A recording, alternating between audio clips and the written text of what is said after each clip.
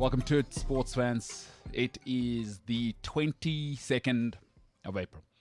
This morning, I had some of the worst news I've ever had in my life. A brother, somebody very close to me, somebody I've always looked up to as a mentor, and his father, Vincent Razaroka, is one of the greatest men this country has ever produced. He lost a son, and we lost a brother this morning. And it's so difficult. It's so difficult. But this is a man who's shaped the lives of many of us. Anybody who's been in touch with that family, with that man, of course, famously the first CEO of Celsea, SAA at a stage, many tech companies. He was, they are currently the backbone of the taxi industry and ensuring that moms, dads, sisters, brothers can get to work on time. He's doing incredible work funding that industry, formalizing that industry.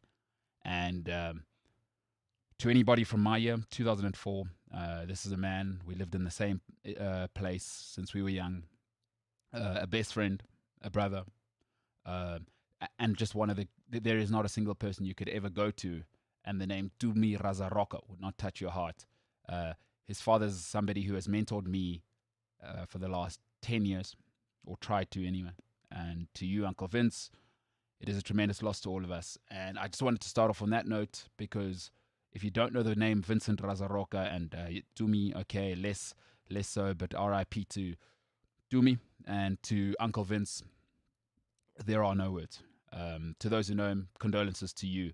And I just wanted to start off on that because, again, Vincent Razaroka, a man who has shaped millions of lives in this country, even if you don't realize it. And to lose, my mother always said her greatest nightmare on earth would be to bury her own children. There are many people who do this every day, but I know this particular person, and he has impacted your life, whether you know it or not. If you've used a cell phone before, if you have used Celsea before, this was one of the sort of the first brains to come up with it. So shout out to that family. And yeah, we move on. But we are on a sports show. I'm MKT. This is the MKT Show. I'm with James Illingsley, who is famous for a great beard, coffee influencing, and the likes. James, what's happening, pal? Hi. Goodness. You told me before we started the show to kill the music completely once we're live. Because you had something quite somber to start off with, and wasn't expecting that. I'm not going to lie to you. Tough. Sorry, man. It's tough. Yeah. Anyway. Yeah. Anyway. You know, he's wow. What a guy. Sure. What a guy. Yeah. That was tough. And we got that news about 5:00 this morning. Yeah. Anyway. Sure. It is. Sorry, it is what it is. It's the circle of life, as they say. Circle of life. In order for there to be life, there must be death. There you go. You know. Otherwise, how are you doing, James? You are very much alive and kicking and doing well, huh? I am. I rolled my ankle about 15 minutes before the show. Okay, let's hear. So I'm in a lot of pain. James, I've said this off air before, but I do have to say this.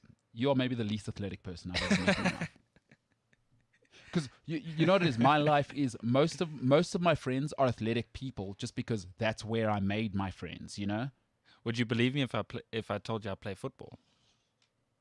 See, the thing is, there's playing football and there's whatever you probably do. So, like, a lot of my friends have asked me to play in their indoor teams, and about 6 or 7 years ago, I stopped playing indoor football because if you can't play, I don't want to play. Because I've played at about as good a level as you can get, and I just get frustrated if guys can't do stuff, and I just decided, you know. I'm relatively good at football. I don't know. Objectively speaking. I've seen some of your athleticism around the office, and I'm just... Guess you could say I need a tow truck, right? I'm not willing to say that. Because I rolled my ankle. Tow truck. I see what you did there. I don't need an ambulance. I need a tow truck. Yeah. No. James Illingsley, hey? Wow. Man. Dr. Naqueen Adams says... one of the best comments ever. I do like our viewers, by the way, saying, "One guys, I'm assuming you're slightly late because MKT was boozing on Wednesday night." Eh? You would be correct, and that's fair. That is fair assumption. That is fair assumption. And Dr. Nick Quinn, you shouldn't feel bad. You shouldn't feel bad. The character who passed on, he loved a laugh, so he would he would have appreciated that. So do not feel bad. We all have this in our lives. But I just wanted to shout out a great family. The Razaroka family are an institution. If you are, I guess, maybe in my circle, but the father has touched so many lives, built so many families. And as I say, the taxi industry, we all have somebody who works at our house. They're trying to make that safer. They're trying to get, sort of international deals. They work a lot. I don't know if I can actually say the country they work with. But anyway, making sure that everything that's built for the taxi industry in the future is actually going to be at a certain standard. This is the type of man you're dealing with. And for him to lose his son, and they were oh so close. And for all of us, shout out to all of the people who did know to me. But yeah, do not feel bad. We move on, and let the good times roll. Dr. Nick Quinn Adams, presuming I just got hammered last night, huh? Well, look, fair assumption. Like you replied, that is a fair assumption. I am a wild stallion, huh? Exactly. You do live life on the edge. Yeah. With your rigid diet. Hey, talk to me about the sweater today, James. We got I went to like Harvard sweater going. What's the vibe there? Very cool. So it's a new sweater, but I learned my lesson. So since we've moved in here, I've realized I get very cold during the show because of the aircon that we apparently cannot turn off. So I was like, even though it may not be cold outside, I'm going to prep to sit in the studio for 2 hours, and that's why I'm wearing long pants and a sweater, and I'm comfortable now. Yeah. Nice sweater. Did you buy it just for the show? No, I felt like I needed a new wardrobe. So, a winter wardrobe, huh? There you go. Do you still go out in winter? Did you just love going for dinner? And although you do need to drive to the middle of nowhere to see somebody you've selected as a romantic partner.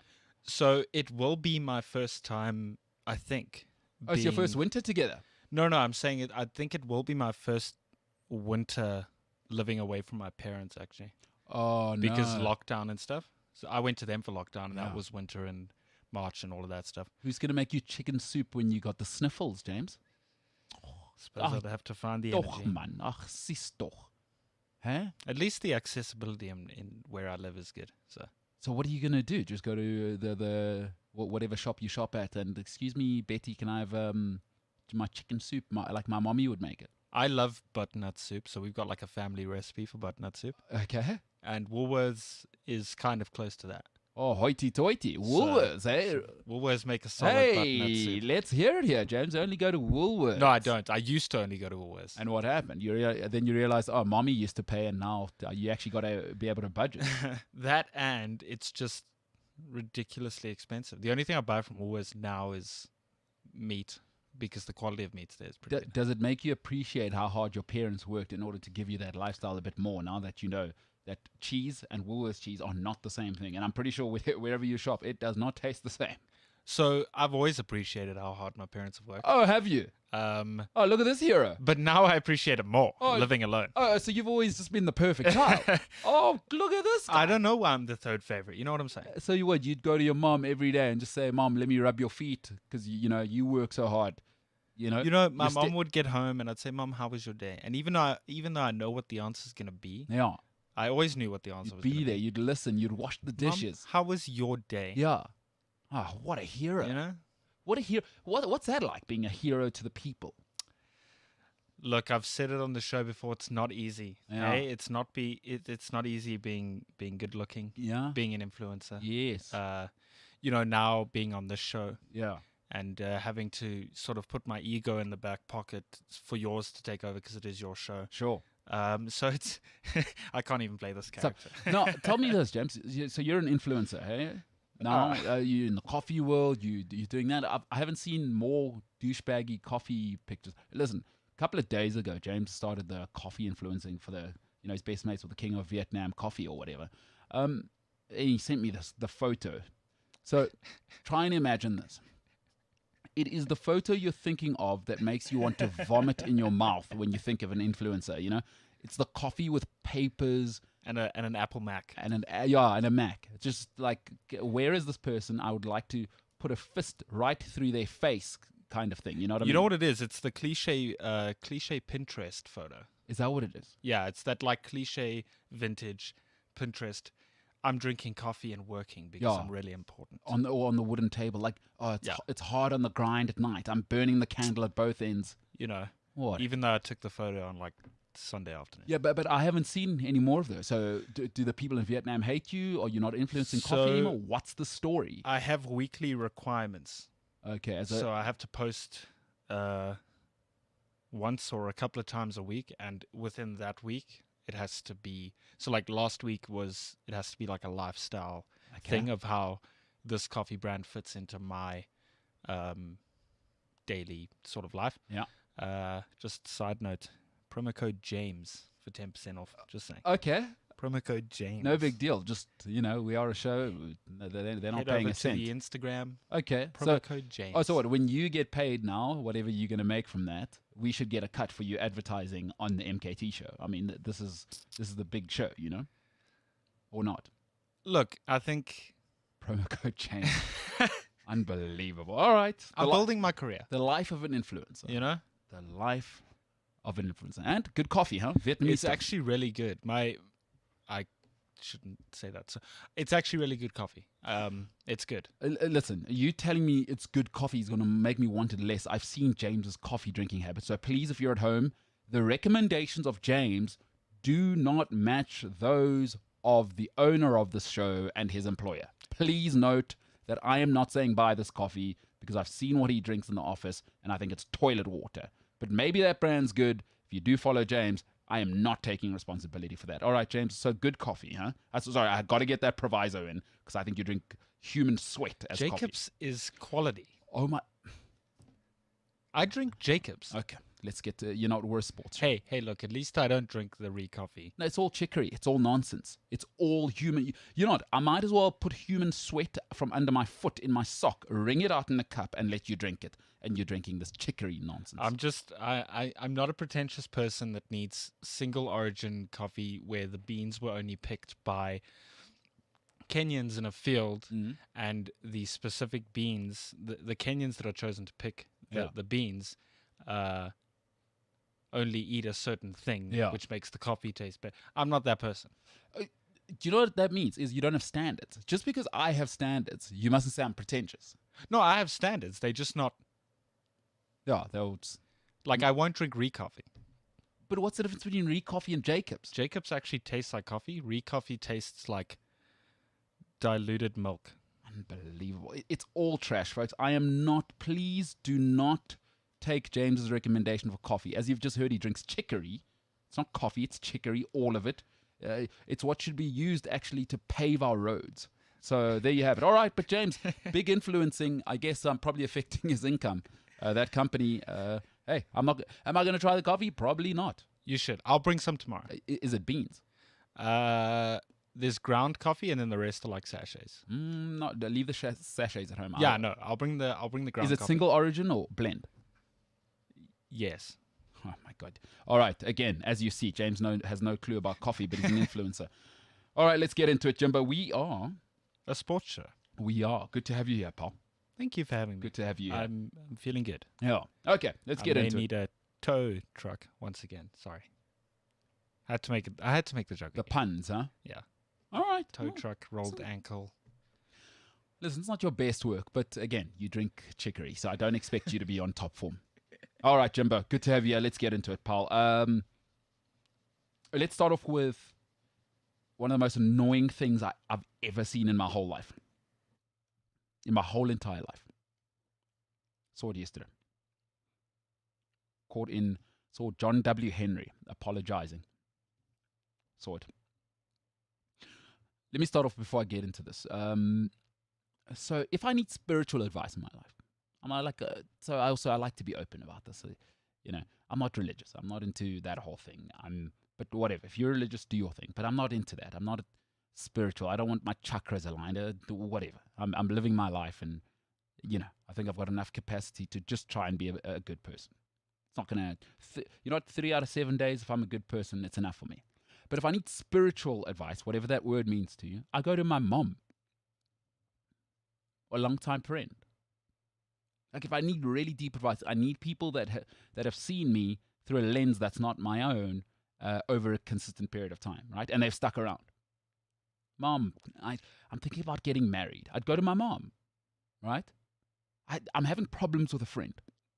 I'm having relationship problems. I'm having problems at work. What does it mean to be good? I go to my mom. I go to my friends. That's for spiritual advice. At the same time, I'm aware of this, or I've become aware of it, is just because you feel a certain way about something, it doesn't make it true. Now, we live in a different time because I seem to have encountered a part of the human race where saying the following words means you're right. I'm triggered. I'm triggered automatically in 2021 means I'm right. You can't say anything. So unfortunately, I come from a background of the sciences, particularly chemistry and genetics. Institutionally trained by NMMU. I failed 2 years, but that's not the point. Still got through it. And mankind's greatest achievement of all time is science. Right? It's philosophy and science. Philosophy is the root of learning, and its greatest branch, science. And in science, you know what's really great about it? And again, this could be a personality thing. In science, we don't care how you feel. We care what's true. In science, we care what's true. So we don't care that you and your friends sit on Camps Bay Beach and philosophize about how your first job should fulfill all your dreams. No one cares. Learn how to work. We don't care how you feel. What do the stats say? I don't, you know, this idea that saying, I just feel, should put you in a conversation with adults is madness. It is madness, and I honestly don't care. And folks, we have ways to get to what's true. So for now, I'd encourage all of you, if you haven't seen it, it's something called the Socratic method of truth. It's a 5-step method. We still use it. Some parts of it have, are on shaky ground, but it's still pretty solid. The Socratic method of truth. You can go and look it up, and that's how we establish philosophical and ultimately even scientific truths. Some of the steps are used in laboratories. And people say, yeah, but if you say, so, and then I say to people, just because you're offended, it doesn't mean you're right. Everybody watching this, everybody listening, everybody on earth, you're entitled to be offended. What you're not entitled to do is to be right. You're entitled to be offended. You're not entitled to be right. And by the way, because that's subjective, I understand what the pushback will be. What about it? What about the advancement in racism, sexism, homophobia? They were offended and we got it right. Folks, that's inhumane. That's objectively, we've done thousands of years now. It's inhumane to be racist. It's inhumane to be homophobic. It's inhumane to be sexist. That's objective. We don't need people's opinions for that. But when you come with your opinions and you've never run a business and you want to come and tell me what billionaires should do with a business that's been running for 20 years, we're going to have problems. I want to tell you a story. On the 20th of February 1992, an Australian called Rupert Murdoch came over the seas and said, listen here, this football league thing of yours isn't working. You've got the firms are controlling the league. Children and women cannot go to the stands anymore. It's a brawl everywhere. And Rupert Murdoch came over the seas, ironically, Australian, if you know your history. The irony is not lost on me that it took an Australian to come and civilize the Brits. He said, we're going to move away from this FA thing. They don't know how to implement rules. There's racism, there's fighting. Women and children cannot come into the stadiums. And then we know the awful events of the 80s and 90s. Hillsborough, RIP the 96. Folks, it took Rupert Murdoch to come across the seas. A billionaire. A billionaire. Folks, this idea that we should listen to everybody in society is ludicrous. And if you implement it in your own life, and I often hear, everyone has something to teach you. Everyone has something to... No, they don't. You need to be able to say in people, 90% of people are morons. And be comfortable with saying that, by the way. 90% of Earth, morons. People just eating anything. It's like they're a Hoover. They don't think. They just go through this world, and the Americans call them they just breathing. existing occupying space.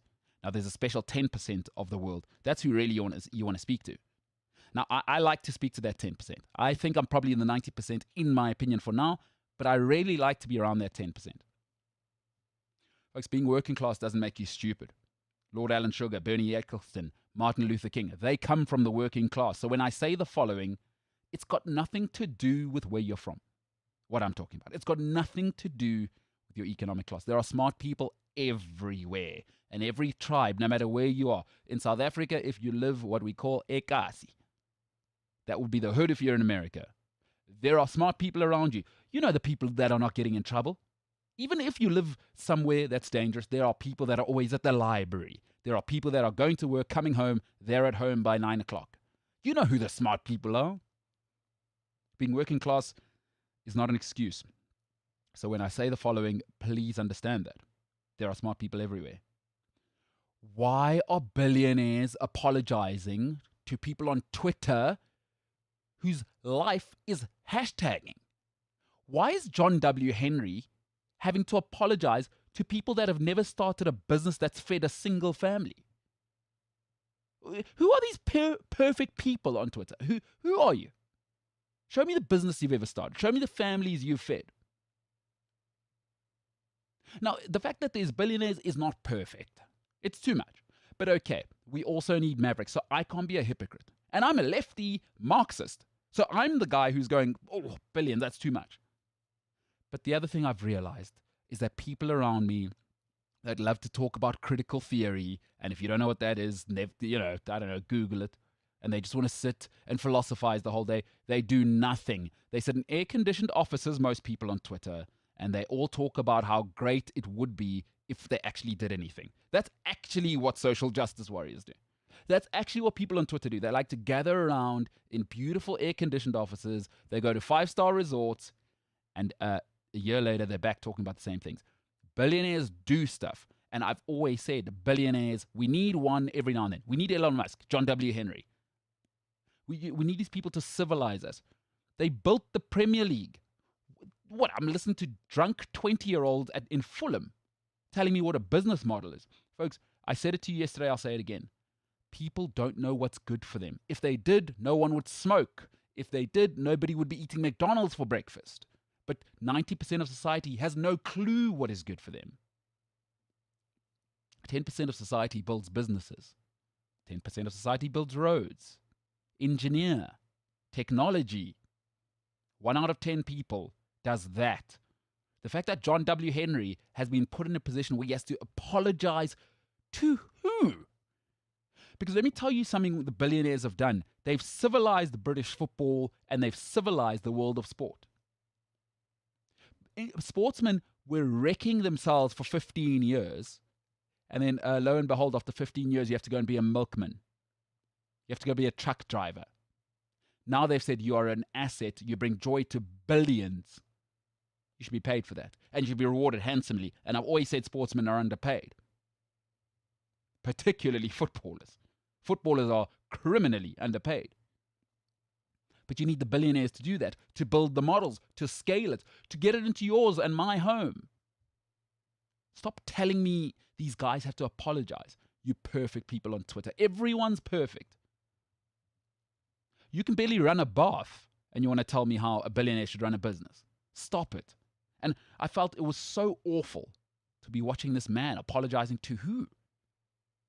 Quite frankly, who are you? And I didn't love it. The EPL needs innovation, folks. These billionaires mustn't sell the clubs because we've seen British football without billionaires. We've seen it. It's a bunch of hooligans in stands. And this idea that the British game should stay local, rubbish. That is absolute rubbish. They know it. Gary Neville and Jamie Carragher, revolting. I watched their interviews, revolting. Because now that they're rich, and now that billionaires paid them, by the way, if everybody's so perfect, right? And the Gary Neville thing, I love Gary Neville. He's a brilliant presenter. Jamie Carragher, not so much, but I love Gary Neville. He's brilliant, and he's so multi-skilled. He can analyze, he can commentate. So Gary Neville has done something that many people haven't done. He's world-class at football and world-class at presenting. It's very difficult to be world-class at two things. But he's all-time worldie. But his position now is so hypocritical because when Manchester United left the FA Cup, right? If you're old like me, you remember in 2000, Man United didn't play in the FA Cup because they wanted to play in the World Club Cup. Gary Neville didn't say a peep. And don't tell me money's made him moral now.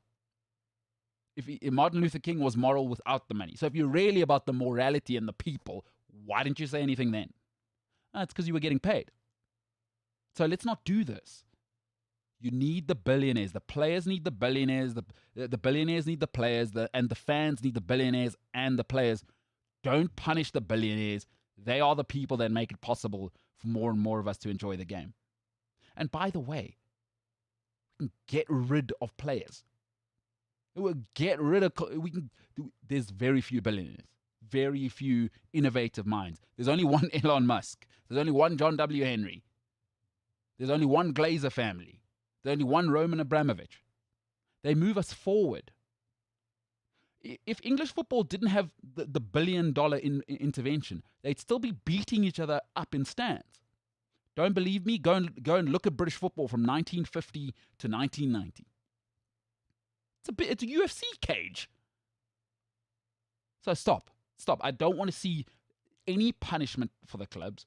The Premier League needs these big clubs, and they need the billionaires. Now start running it like a business and actually pander to these people that have made your league great and continue to make the league great. And listen, the money will be in the communities. Are there problems? Of course. Is it problematic with the Super League? Of course. Of course it's problematic. But the billionaires are the least of your problems as a football fan, as a football club, as football British communities. The billionaires are the least of your problems. Look at the FA, look at UEFA, look at FIFA. Punish them.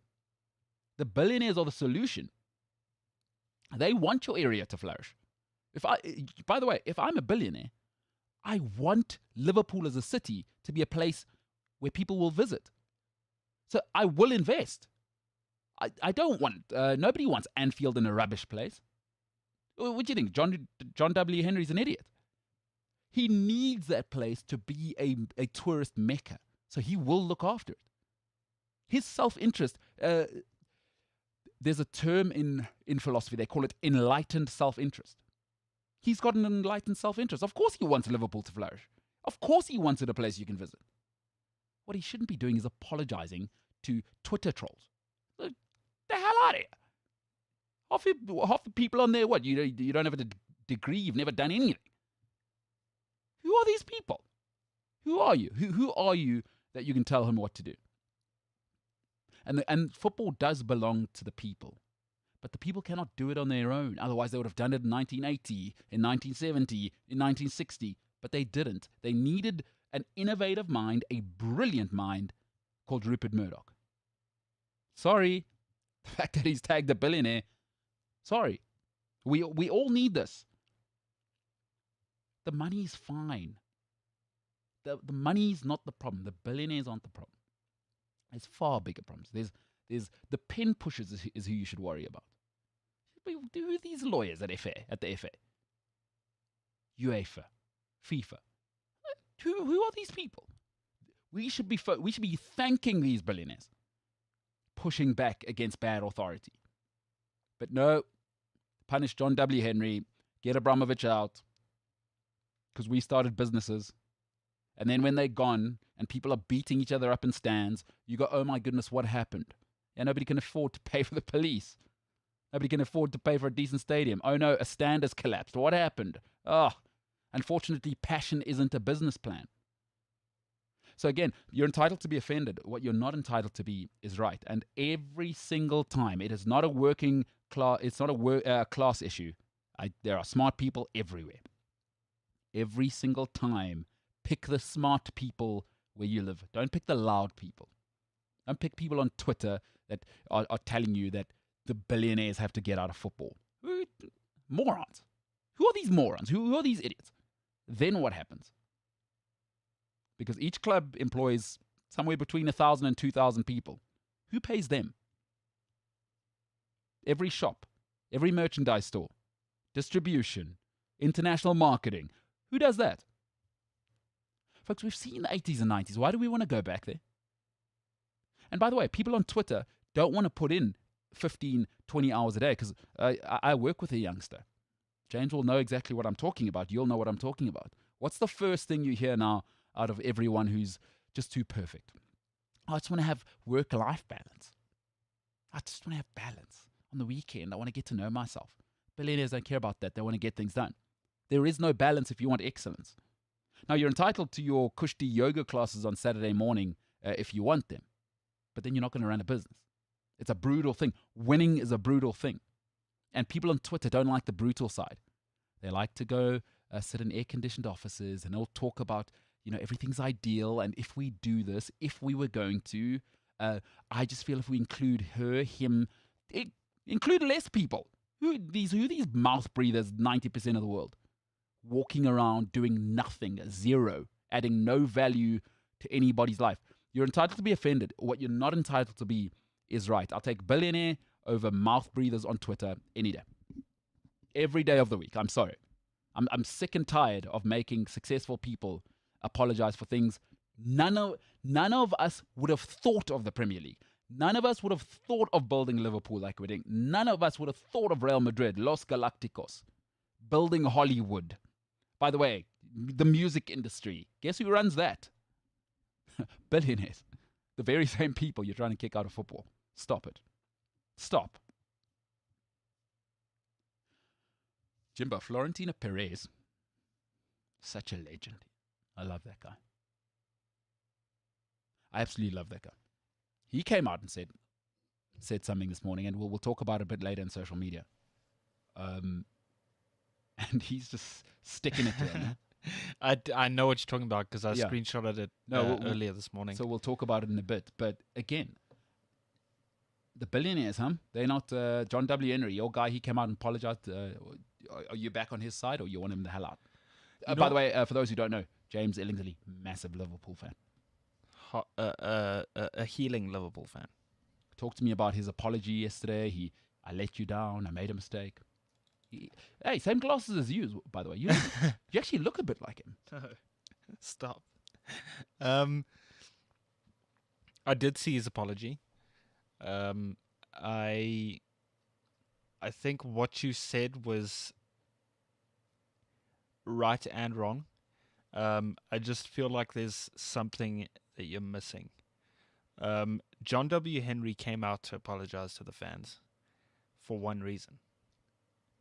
That reason is because of the fans, Liverpool is what it is. Because of the fans, Liverpool makes the turnover that it makes. They're the ones that buy the shirts, that buy the season tickets, go to the stadium, spend money on the club, buy a hot dog during the game. All of that money goes to Liverpool and to John W. Henry. Sure. So I think his apology was almost like a PR thing, to sort of try and get back into the good books of Liverpool fans. Because I'm sure there are still not just Liverpool fans, but football fans that are deeply passionate about the game that are still reeling from this whole situation. And like even myself, I don't know, like I'm not super excited for the Liverpool game this weekend. It's just cool, another game kind of thing. And it's never been like that. So I think he had to do it to, restore the faith in him as the owner. Sure.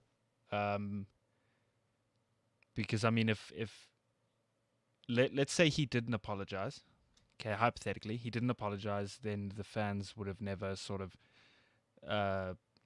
forgiven him, because you do get those fans that wait for that apology. And if there's that apology, oh, he's being genuine, it's okay, we understand where he's coming from, he's a nice guy, blah, blah, blah.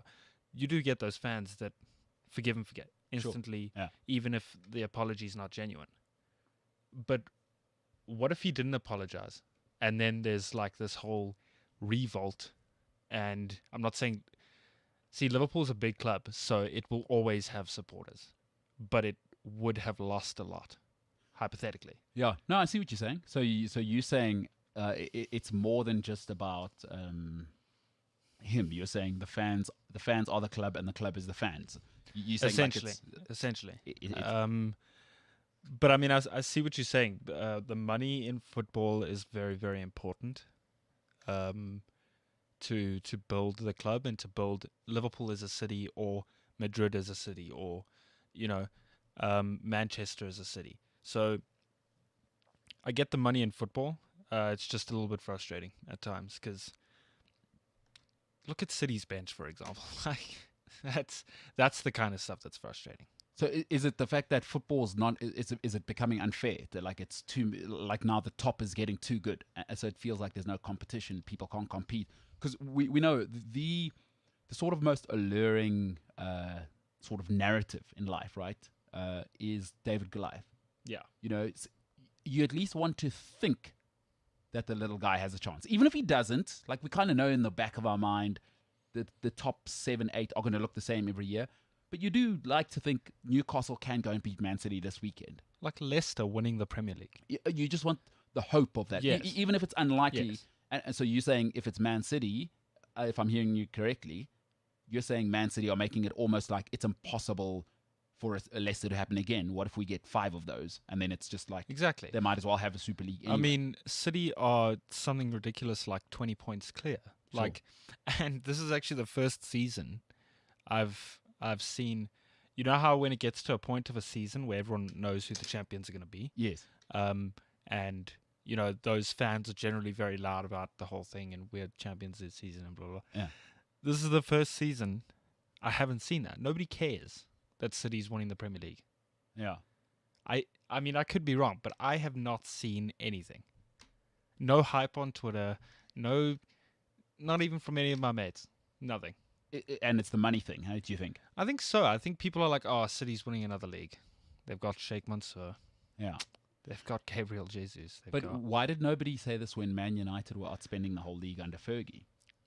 Because this idea that, by the way, that was fueled by money. He broke the world record for Rio Ferdinand, Juan Sebastian Veron. He broke the record for Jaap Stam.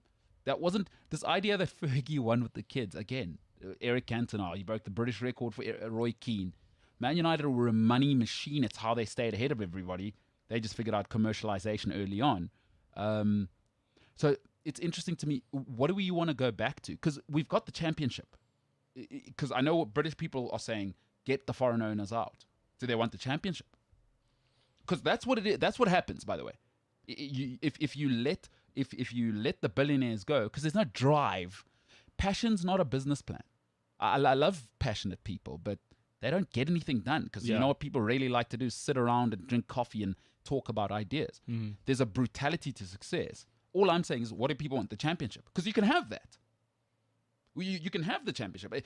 Give the clubs back to the communities and let's see how innovative they are. See if anybody in Asia wants to watch, I don't know, Daniel Sturridge as Liverpool's number 9. Because that's what but that's what's going to happen. That's what's going to happen if you kick billionaires out of football. Because people are lazy. Like, it's hard to be successful. I think people think because John W. Henry is successful, he sleeps on his yacht every night. There's no way. So here's the thing, okay? So I get that billionaires are important to football. Yeah. It's kind of like being stuck between a rock and a hard place because I'm against all the money that's being pumped into football, and that is the billionaires. But there's also no need, or there shouldn't be a need to go on massive spending sprees, or pay your players $500K a week. Like, your whole 23-man squad is on ridiculous amounts of money. Sure. So, I mean, I understand that it's turned into a business thing, and these clubs need to make a turnover and they need to make a profit and be successful in a business sense. I just feel like there's no need for every window a club to break a transfer record, or for every window a club to say, oh, he's the new rising star. Let's just maybe put a 200 mil evaluation on him. Yeah. It's a business now. You know, it's tough because, but where do you stop with all of this? Should we not stop paying Brad Pitt $20 million a movie? Because you have to. It's this. You know. Yeah. I always say to people that say sportsmen are overpaid. I always say, don't think about it like your mommy and daddy's job. Rather think of it as entertainment in their world. Would you ever say anything about Giselle Bundchen being worth $200 million because she won the genetic lottery? Of course not. You wouldn't say that. She's a model and has amplified and turned herself into a business. That's the world, right? I think the sad part is this, is that we put our souls into football, and nobody ever wants to feel like a human soul is commodified. Like, because deep down in our souls, you don't want to say somebody's a commodity, but really players are commodities. They're an asset. They are moved around like pawns on a chessboard, and when you're done, Kunagura, you've made history for us, but get the hell out of here. And it's the same with the fans and the consumers. They're an asset. So you're saying now you don't like that part. We should be a part of the club. You like that romance part of, I'm a part of something pure. Because money dirties things, right? Let's be clear. In your personal life, everywhere, which is why, remember I was saying everybody should always talk about money. But anyway, that's a separate conversation. Are you saying money muddles things, huh? I think so. If you look at that club that the 92 class bought, the Salford City, who are in, I think they've been promoted quite a bit actually recently since they've been bought. Yeah, that's Gary Neville and his crew, yeah? Paul Scholes and all of them. So they bought that club, and there was a documentary released. I've seen it. Yeah. I think they're on season 3 now or something. Very good documentary, but you could see in season 1 they would interview fans and groundsmen and the lady who makes the pancakes on game day. And so they interviewed all these people that are from Salford, support Salford, are Salford, and they were all saying how they are not happy with how these millionaire owners have now come in, even though it is Gary Neville, Paul Scholes, Nicky Butt, these absolute Manchester United legends, these players that you would think clubs dream of owning. Sure. Their club. Yeah, I understand what you're saying. That was not English, but you know what I mean. I do. Terribly put, but yeah. But they were upset because now there's millionaire owners and they didn't want Salford City to turn into another Manchester City. I'm not saying Gary Neville and them have that kind of money. No, but they are the Manchester City of the conference. There you go. Yeah. So, I don't know. I think, especially in the lower leagues, it's very much still a community thing, and things are still... I mean, the groundsman at Salford City, before that whole crew took over, was like some volunteer dude. And the lady who makes the pancakes was also a volunteer. None of them were contracted to Salford City as a club. Sure. So, that's where the genuine community aspect of it comes in. And I think that's what people miss. That's, that whole working class competition. Sure. Like I said with... Is Liverpool the Port club or is it Man United? Manchester is the Port, right? Yeah. So that's how their rivalry started. It would be like the Port workers from Manchester would play the miners or something from Liverpool. Yeah. And that's how the Liverpool-Manchester United derby or rivalry started. They were working class men who played football as a hobby. It wasn't a job. And that's what I think people miss massively. People see it as it's turning into everything's a business. Absolutely everything. But look, why don't they go and watch League 2 football? Because if the money is, and listen, I understand. I need to be very clear. Football means more than it. Also, I would say people are more loyal to their football club that I know than their own partners. So you don't just leave your football club. I understand that. But if the problem is that deep, I think there needs to come a time where you need to decide, right, as a person to go, I'm out here. But it's like anything. You went to AFTA. In filmmaking, there's levels. Everyone has their role to play. And now the Salford City thing's a whole different level. But when you get to the creme de la creme, things have to be sophisticated. Because man needs rules. Without rules, we are wolves, right? We are animals. This idea that, you just leave people to their own devices. Terrible idea. People are lazy. People are selfish. People are aggressive. People will bully. People will dominate. We saw it in the 80s and 90s of football. you need somebody who's going to come a sophisticated space. Now, Liverpool can get a highlights package into that. They are part of the two most tragic incidents in football history. Sure. Yeah. You've seen what it's like when it's just the lads. The lads. Everyone come round, pop in, have a coffee. You know, in production in life, we have something called standardization.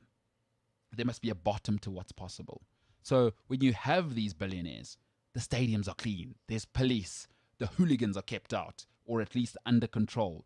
If you're racist, if you're homophobic, get that out. Somebody's paying for that. Now, I guess people would say, is that separate from the football? But I'd say that's part of the football. I want to be able to take my daughter, son to the football. It's a part of our community. Our children are a part of our community. 15 years ago, you couldn't take your kids anywhere near a football stadium. Not the move, yeah. So, and I guess, ultimately, and I think we've spoken about it, football wasn't designed to be a product.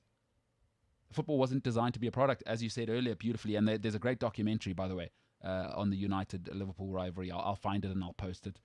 But football was meant for association. Association soccer was how it started. Yeah. And it was a working class game. And now, perhaps people need to do this. And I think they should even let the Super League happen. That's not for us. That's not for us. I think one thing that is for sure is that football is about to change massively because lots of people's eyes have been open to this. Whether it's, you know, Woodward and the Glazers selling Man United and stepping down, or it's Daniel Levy selling the club, which he won't do at this point because he's invested into a new stadium and a new manager is needed, and Tottenham's ownership model. He's a part of something far bigger than him. If you don't know the Tottenham model, you can go and Google that. But he's not the only owner. He's part of a massive group of people who own that club, and he's part of a massive consortium. So he doesn't own it outright. That's a tricky one. Anyway, look.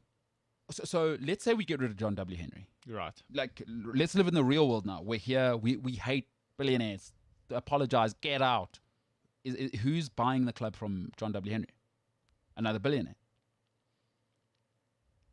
Yeah, see, that's also. And then what happens? Yeah.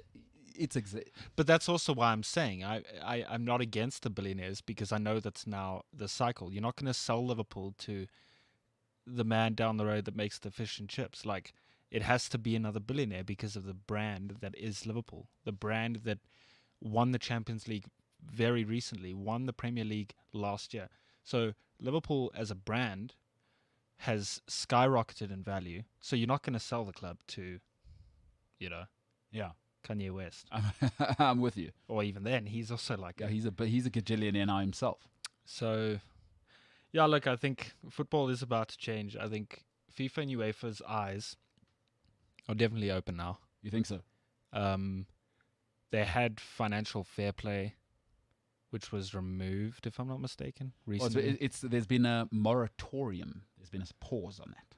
A moratorium. Moratorium. You like that one? That's a big word. Yeah, you can keep it. It's almost got me discombobulated. Yeah. Listen, it is such a tricky one. But for me, I don't want my society being built around the urges of the dumbest people. I want the smart people making decisions. If I'm in a community, poor community, and I keep speaking about poverty because my family is poor. 99% of my family is poor. So I know who I want making decisions in my family, even in the poor areas they live in. You know who it is? The single mothers who stay with the family. It's not the vagrant fathers. That's not, no. I want the single mothers because they make 3,000 Rand work with 6 children. Genius.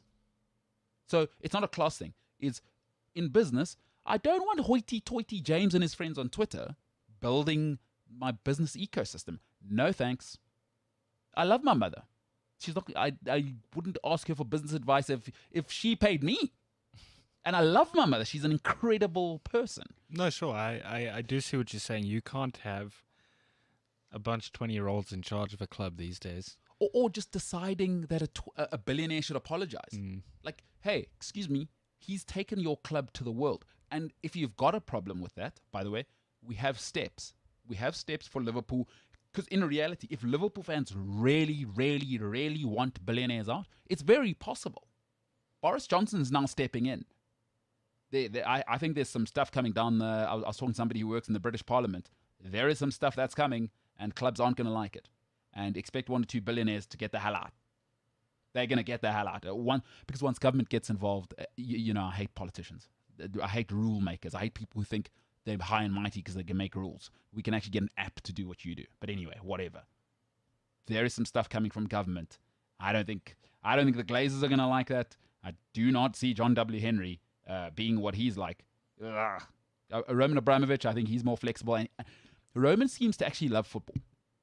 Wasn't he barred from London or something? No, there's some stuff there. He can't get into the UK, but he lives in Israel now. Go Chelsea. I can't come and support you guys, but go Chelsea. Oh, there's some stuff going on there. That's not in his hands. I'll watch you in my 100-inch flat screen Samsung. 100-inch? The guy probably has a virtual reality room.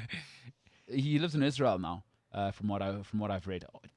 100-inch screen.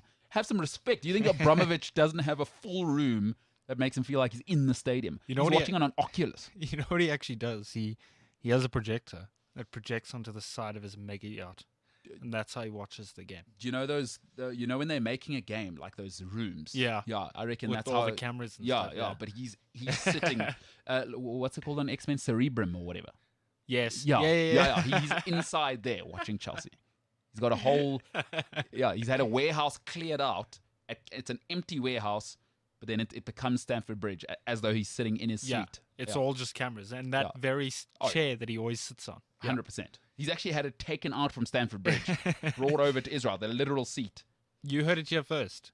So you're welcome. The seat at Stamford Bridge for Roman Abramovich isn't there anymore. The mensch of all menches, Roman Abramovich. And listen, it's a tough one, but I'm sorry. For British football, what I don't want to hear anymore is billionaires apologizing to us. Thank you. Thank you. Thank you for building a product. Thank you for building systems. Thank you for building distribution. Thank you. Thank you very much. Now, if you want to talk about the philosophy of having billions of dollars, right or wrong, separate conversation. For what I love, football, passive consumption, I watch it with all my friends. You bring me the stories, the documentaries, you pay for that. Thank you. Thank you. To you on Twitter, shut the hell up. It's a pleasure. Don't apologize. I'm so disappointed in John W. Henry. Don't apologize. Has United apologized? The Glazers, they haven't come I don't out. think so. Awesome. Yeah, but the Glazers wouldn't. No, the Glazers are those people. Because they're awesome. Yeah. Like these. Do you know what I like about those types of people? People are morons, right? If they weren't morons, they would have done what we're doing. Civilize them. Love it. Don't apologize. And in your own life, find smart people. This is why people hate people from Harvard. People from Harvard are here to civilize us. Here's how smart you could be. And it hurts. Yeah. And then people call them yappies. And no, you're an idiot. You can't get in, right? So you don't want to do 15-hour days every day at university. You want to go get hammered at Rhodes. You want to go to AFTA and have coffees and lattes at lunch. Well, I mean... I was after the Harvard of film schools. No, I was going to say AFTA's not really a place to go have coffee and lunch. Okay, let's just move on. James was about to take a poop on his old school, and then he realized he might have to go back and do a speech someday. Hey, James.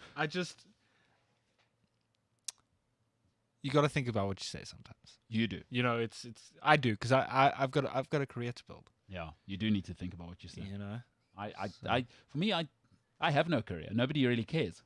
You know, they're just like, who is that guy? It is true. Nobody actually likes you. And that's, you know what? I'm not in the business of being liked. I'm in the business of being successful. You do walk in here in the mornings and you're like, morning, guys, and nobody answers you. It's true. You notice that, huh? I have. And I do feel sorry for you sometimes. But oh, my goodness. Does the whole office hate me? Yeah. Oh, my goodness. I'll live. I'm like, sounds like a him problem. I will live. Okay. Let's move on. Good stuff. Yeah, that was a good conversation. Good stuff. That was good.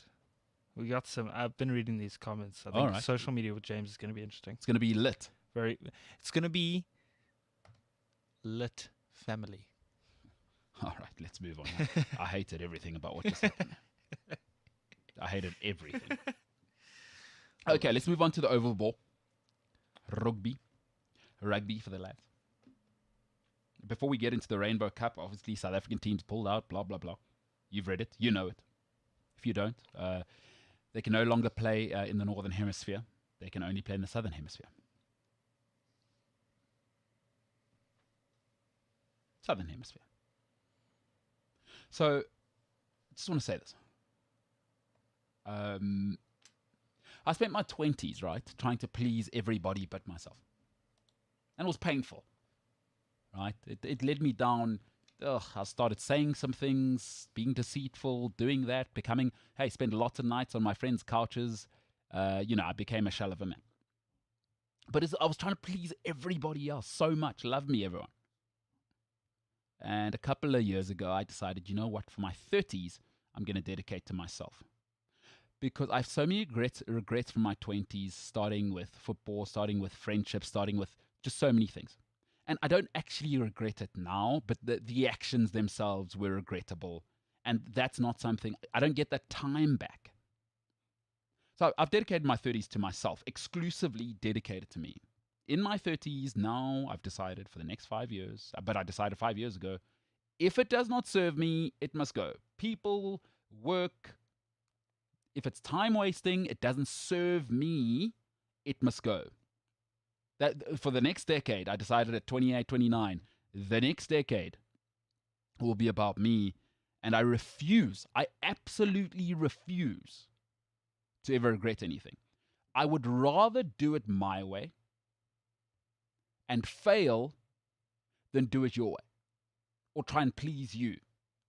I'm not trying to please anybody. I'm desperate to be successful by my own standards. I will work my hands to the bone, and I do. But the 30s are about me. I'm committing to myself. And the reason I say this is I see South African rugby reflecting my 20s. South African rugby has never spent a day dedicating itself to itself. But you know why? Because I've just told you there is nobody driven in South African rugby. The one time we let billionaires get involved in South African rugby, we won the Rugby 2007 World Cup. But South African rugby's never actually dedicated itself to itself. We've never had a funnel system from high school to 21s to Currie Cup to Springboks. We've never actually had that. We've never had academies where it was clear, this Sharks Academy, what's the ethos? Yes, they had their academies, but it almost felt like they read a textbook. Oh, we're a sports team, we should have an academy. But it's never felt elite. I've been to Texas and seen the Longhorns and see how they operate and see how the second quarterback, third quarterback, where do they practice? What's the facility like? There's a system. We've always relied on talent. There's a reason why Springbok rugby is up and then it's down. It's up and then it's down. Because there's no system. What we rely on is talent. And I've always said, system over talent. South African rugby has never dedicated itself to itself. Because we let politicians and pen pushers run it. And pen pushers don't do anything. They make rules, they hold things back, they don't innovate. The players and the sport suffers. John W. Henry, he does stuff. Liverpool go from 30 years of nothing to winning. The athletes get paid. When you win, you know what happens? You get paid. Mo Salah is getting paid. The Arabic world, I was reading somewhere, Mo Salah has to turn adverts away. He is the biggest Arabic star on planet Earth alongside Karim Benzema right now. He wasn't that at Roma. He wasn't that at Chelsea. When you win, you get paid. The players are the victims. All right? And this idea that Gees is not a business plan, Oaks. The 80s and the 90s, everyone keeps telling me how good South African rugby was. I know old South African rugby players now who can't afford rent.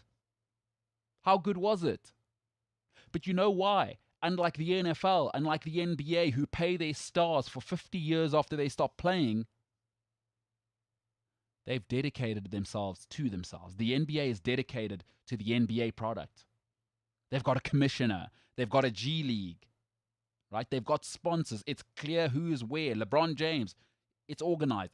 The NBA are taking a cut of the new movie LeBron's just done. The NBA cares about the NBA. Nobody in South African rugby has ever cared about South African rugby. You know, the beauty of billionaires is they're selfish. They have an enlightened self-interest. If it is good for me, it is good for business. If it is good for business, it is good for all. South African rugby has not had a single day in the sun in my lifetime, and I'm 35 years old now, so I've seen it. Not a single day have they dedicated themselves. They remind me of myself in my 20s. Because we've got all the raw materials. Athletes, space, right? Weather. We can play rugby all year round. We can build more academies. We can have British people come and train here in the summer. But we don't. And we have no money. And provinces broke. And the Lions are broke 4 times over. They're going to get taken over a 5th time. The Bulls have Motsepe. But they were broke. Stormers are broke. They couldn't afford the stadium. They had to sell the stadium for 90 million rand. It's $8 million. The Sharks are nowhere. Folks, they've never dedicated themselves to themselves. Here's how I know this. I've never seen 10 years of stable business for rugby. I've never seen it. Folks, it takes 7 years to form a brand. It takes 7 years to form a brand. How on earth was Super Rugby ever supposed to be formed as a brand? How on earth was Curry Cup ever supposed to be a brand? Never for 10 years in a row have I known that next year I'm watching the Curry Cup final in March or whatever it may be. It's always changing, chopping, changing. You know why? Rule makers, that's what they like to do. They like to tinker. The Rainbow Cup is something South African rugby should pull out of. Because let me tell you why. Folks, you know around you, if a business can't work in COVID, it means there's holes in the business plan. Now players can't travel up north. What if something else comes? What if Brexit changes the laws of trade? We don't know how that's going to affect the world. Then South African players mean we can't get over there without paying a certain tariff or whatever it is it may be that these rule makers called politicians decide. Folks, if your business doesn't work in lockdown, there are holes in the business plan. You should be out of that business. This COVID pandemic has shown us. I'm sorry, I know people have lost jobs, but you were working in businesses that were out of date. Analog products in a digital time. So it doesn't work in COVID. It's not going to work full time because this is exposing other holes that inevitably are in the plan. And what are we really hoping for? We're going to get 2-3 years down the road. People are going to say, it's really expensive to fly to London. It's really expensive to put up the whole of the Sharks crew in London. It's really expensive. No thanks. The revenue's not growing. South Africa and England already watch rugby. Are we playing the final in China? Are we playing the finals in America? How are we expanding the brand? This is not growth. In business, we call it a horizontal move. It's a sideways move. I know it feels like, there's the pound. Let's go up there. Let's chase it. No. What you're doing is you're going to have to start again in 2-3 years. But this is what happens. Rule makers. Because you know what rule makers do? They think small. If we had, let me tell you what we should do. Motsepe should own the Bulls. Koos Becker should own the Lions. The Rupert family should buy the Stormers. The Americans already have the Sharks.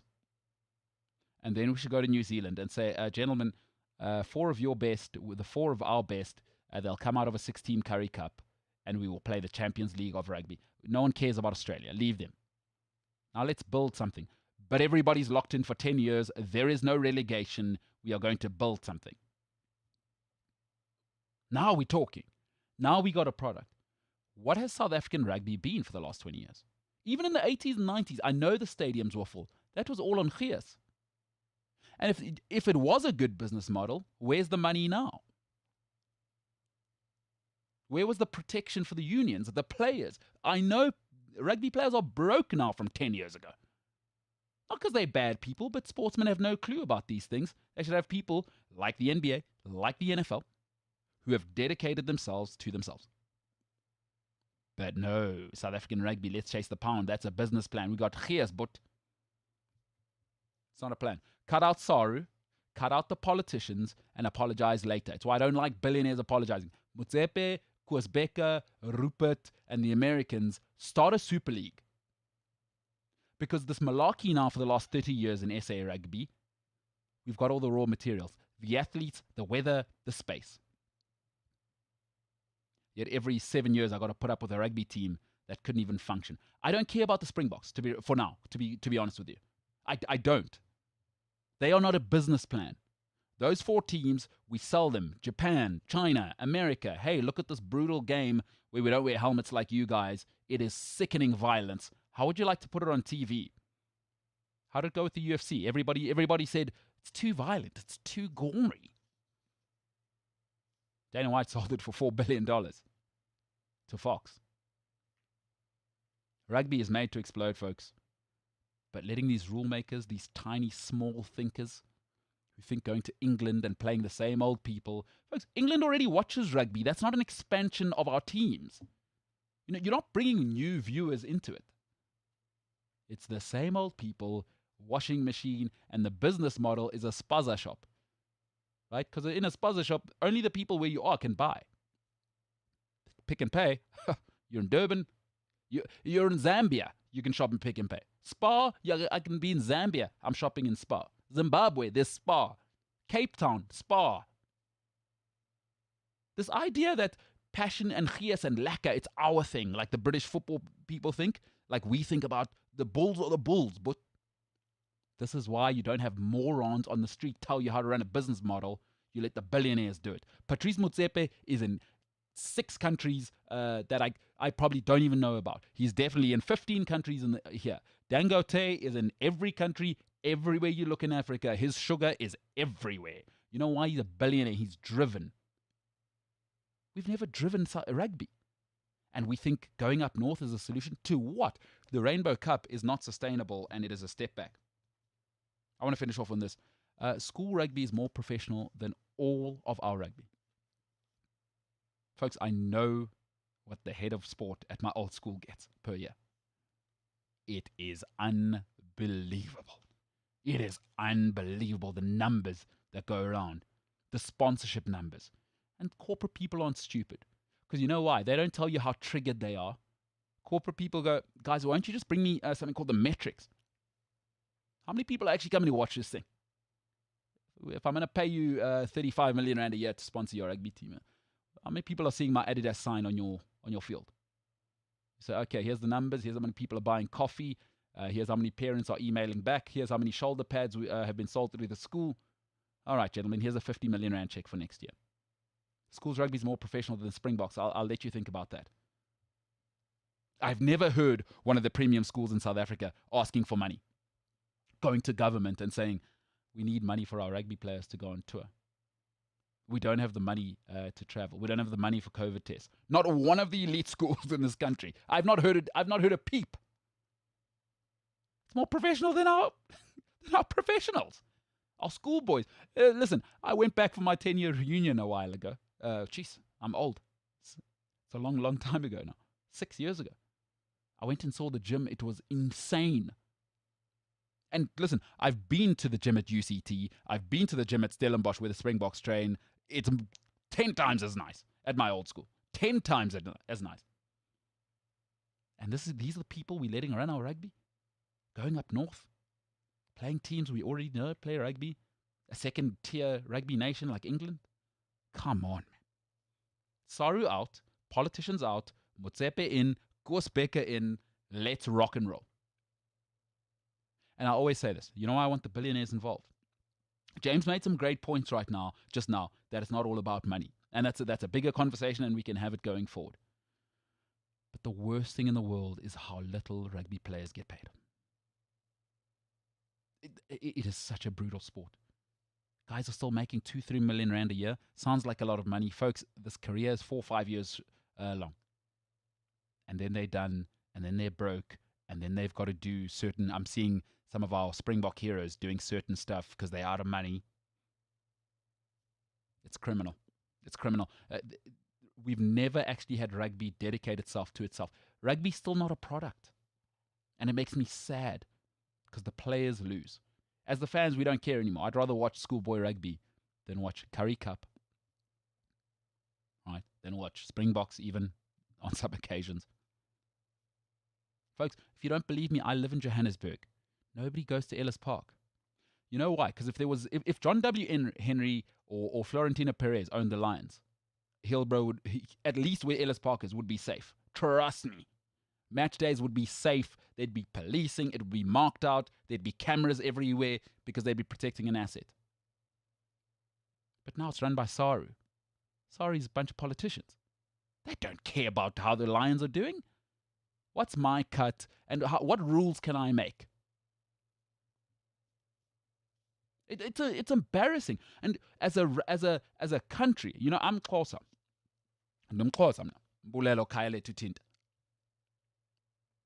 Rugby is the biggest thing in the world down there. Breaks my heart that the Spears can't get a team going. But you've got politicians sticking their fingers in everywhere. There's no accountability. Again, will players want to go play? Sorry, money's out. Come on now. Jimbo, you're a rugby butt, eh? You into Saints, my mate. Hey, with the boykies, huh? I wouldn't say I'm a rugby butt. But you wanted to ask. You know how like it was Saturday morning. We've spoken about it a bit before. It was a hashtag vibe. Vibe. It was a vibe, hey? son. We went down to the field. We watched the first team. It's a vibe. It's a vibe, dude. And rugby's a thing for us, man, in this country. And I don't feel like we've let smart people look at rugby and go, how can we make this better? And again, you said about Liverpool, I just think it's because we produce such great rugby players, because our schools are so professional. So we just churn out rugby players. Yeah. And I've always said to somebody, our players are playing at a professional level from around under 16, from my own experience. By the time our players are 18, 19, they're ready. It's why they go to the UK and they love them there, because they come out ready. They go to France, 19, 20. Our oaks are physically, and a big part of professionalism is the mental side. You know how, listen, I was fortunate enough to play first team rugby, is they treat you different. The expectations are different. Listen, playing first team rugby is not a joke. It's not a jaw. Like people think it's a jaw, but no, it's not a jaw. Let me tell you something right now. It is not a jaw. The pressure's hectic. The pressure's hectic for a 17-year-old. It's hectic, guys. If you have friends and family and brothers that play first team rugby, let me tell you something else. But it meant by the time you're 17, 18, 19, now you're 19, physically, of course, we produce studs in this country. Yeah. Listen, I've always said, we've got Zulu, Venda, and Afrikaans in this country. We're never going to run out of rugby players, because these men are massive. The Zulu, Venda, Afrikaans men, that's how men should look. Koos and the boys, with that farm strength. Frikkie. Peter Steph de Toy is what...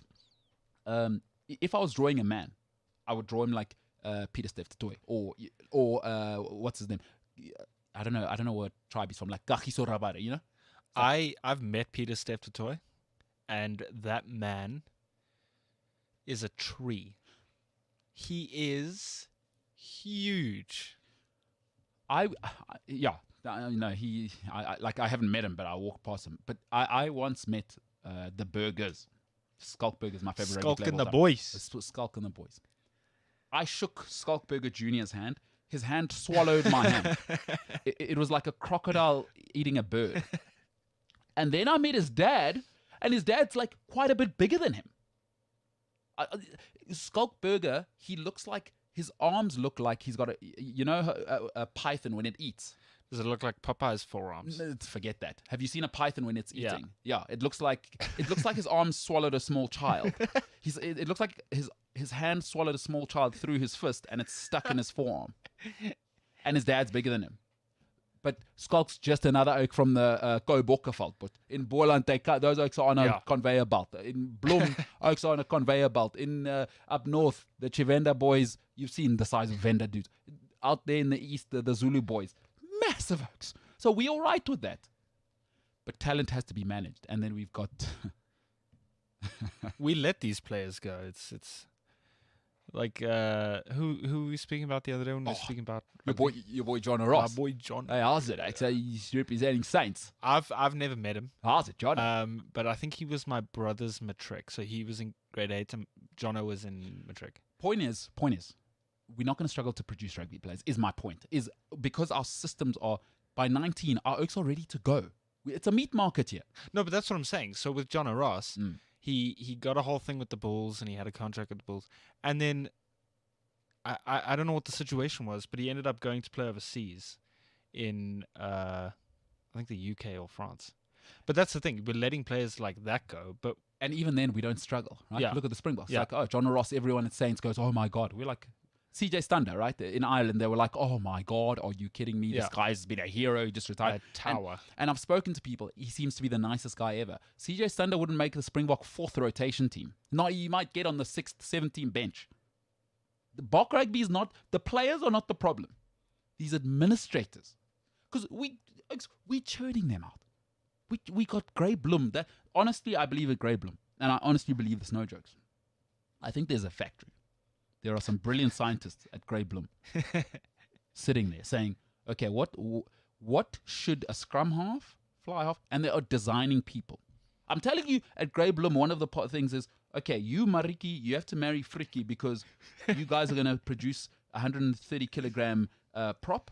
Okay, cool. Okay, next we need an 8th man. Yeah. That's you, Frikkie, and Johan, your wife. Yeah, Marlies, if you'll come in. I'm convinced. Because these things, every year, guys, there's a new stud. Huge. Like, remember when Malcolm Marx broke into the scene?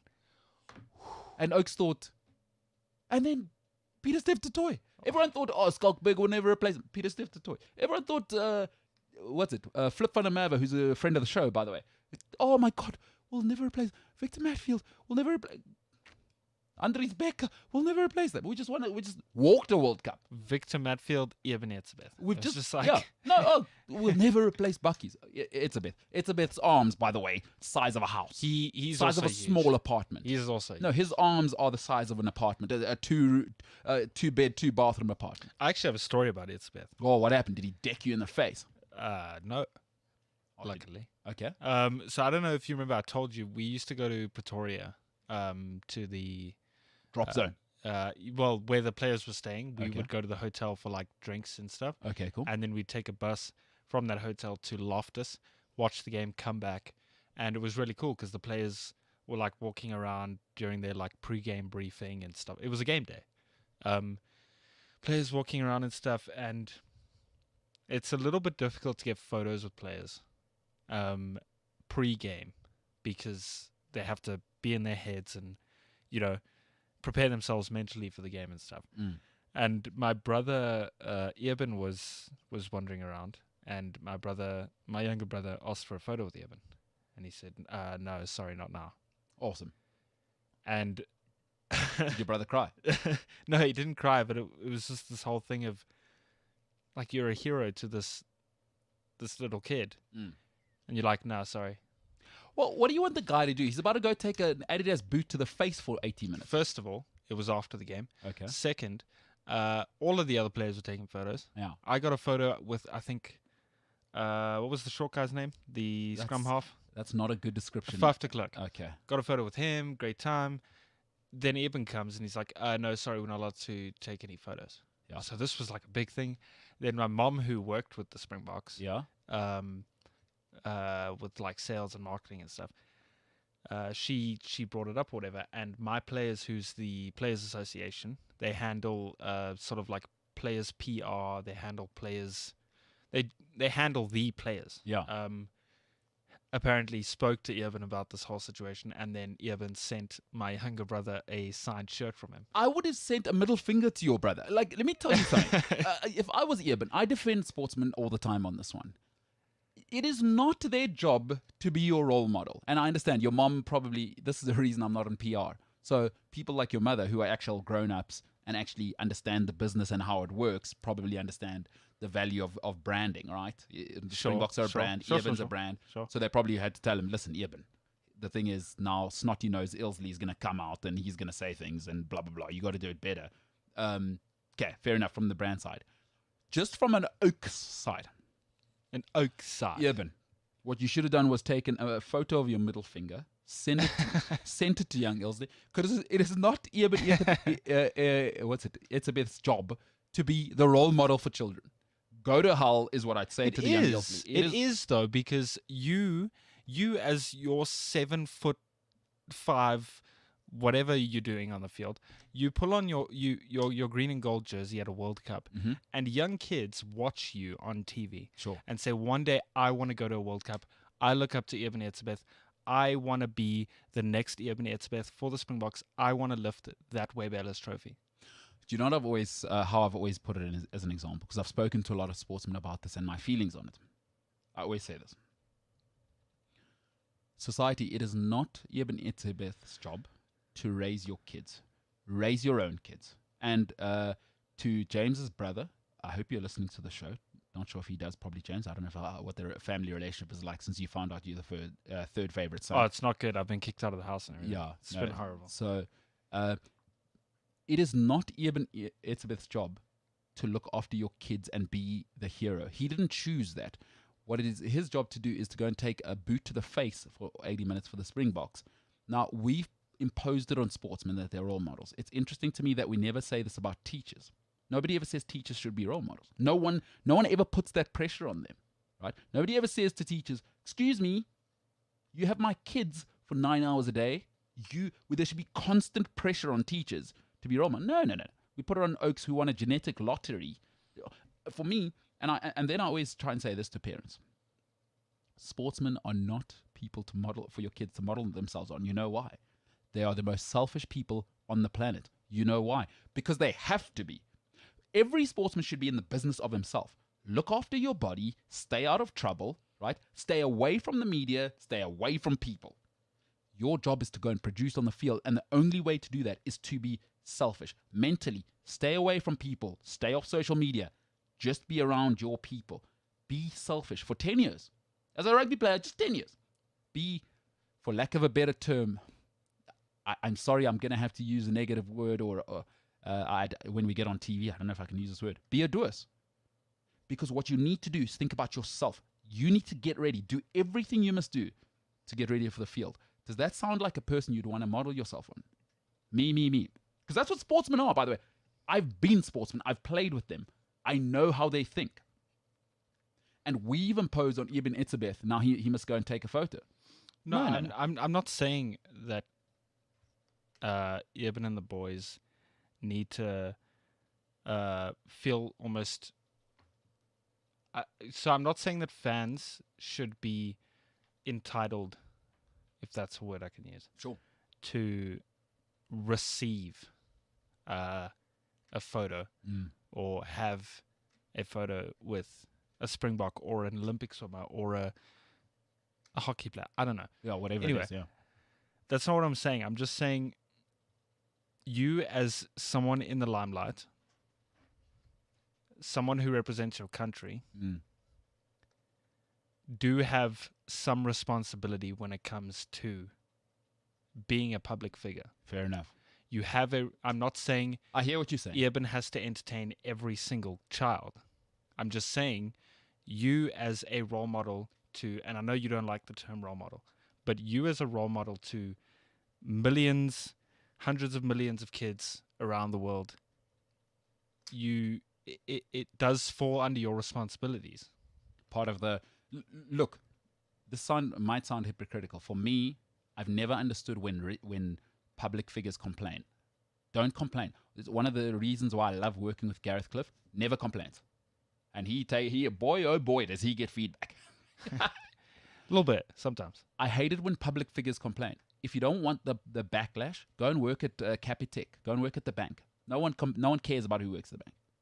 With all due respect, I'm not saying there's anything wrong with working at the bank, but I'm not going to be negative towards my bank teller when she does this and that. So, hey, fair enough. Listen, charge it to the game. Eben must charge it to the game. So James, you're not going to Eben. You're not sending him a Christmas card, huh? Eben Etzebeth, take your big arms and go to hell. Why is that always why is that always the way you end these things? Like, you put words in my mouth. Like, Jesus yesterday was a story. You put those words in my mouth. In case you didn't hear it, folks. Again. Who has the time in this day and age? James _Illingsley called Jesus Christ of Nazareth a savage. I did not. You're such a liar. All right, listen, we're gonna take a quick intermission. We'll come back with what do you call it? Social media with James in a little bit. Social media. My name is MKT. This is the MKT Show, and we'll be back in a little bit. Yes, we will be back. I do have to put. Sorry, I'm so sorry. Yeah. So. because we're a highly, from what I've read, the best tech company, the best analytics in Germany. So don't worry about it. We love you. You're in-house. You're one of ours. You're innovative. You match the company's ethos. Perfect. Everything works. Everything is set up for him. And the most important thing, he'll be given time because they love him. He's one of their own. Then his next job is Bayern Munich. And I wouldn't take it now because Karl-Heinz Rummenigge, go and Google this man. He's another guy who doesn't play around. Do not go to Tottenham. It is not a stable place, just like every young person. Listen, Nagelsmann's next job is his first job. It's actually his first proper job. Everything now is kushti. You know these people that they still live at home and they're still working. It's not a real job. You're interning somewhere at your uncle's company. That's what's going on right now. He's about to have his first job. And do not pick an unstable place. The only clubs I would go to outside of Germany right now are Man City. Right? Man City would be the one. It's a very stable organization. It's got the most important thing. Deep pockets in the owner, right? Super deep pockets in the owner. And they've got a culture. It's stable. City's not going anywhere. Tottenham could be 15th next season. You don't know that. They just fired a guy who got them to a cup final. I don't understand what the mandate is at Spurs.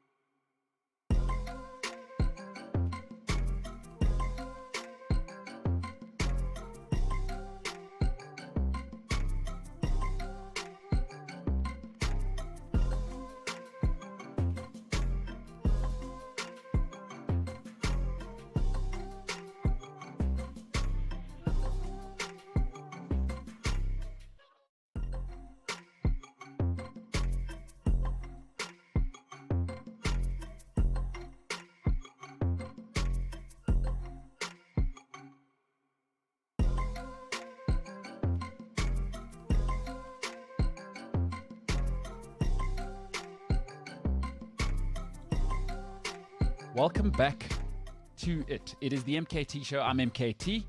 And, let's get straight into it. We've got about 20 minutes left. We do.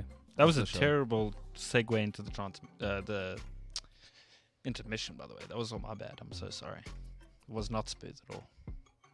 Big production, huh? We learn from it, James. That's how big of a production we are. Yeah, you clap for it and you learn from it and you grow from it, There you go. I'd like to think the mistakes, the many, many, many mistakes you made with your previous girlfriend, you're going to not do those with your current girlfriend. You know what I mean? Look, life is all about learning and experiences. Sure. So, there you go. That's my answer to that question. Wow. So it's not, doesn't tell me anything, really. You're a politician. Hey, you've said a lot there by saying, you've said nothing while saying a lot. Sure. Okay, good luck for your girlfriend, by the way. To her, I say good luck because it doesn't sound like you've grown at all. No, that's what I was saying. I have. You learn a lot from past experiences. Okay, but learning, do you actually implement it? Yes.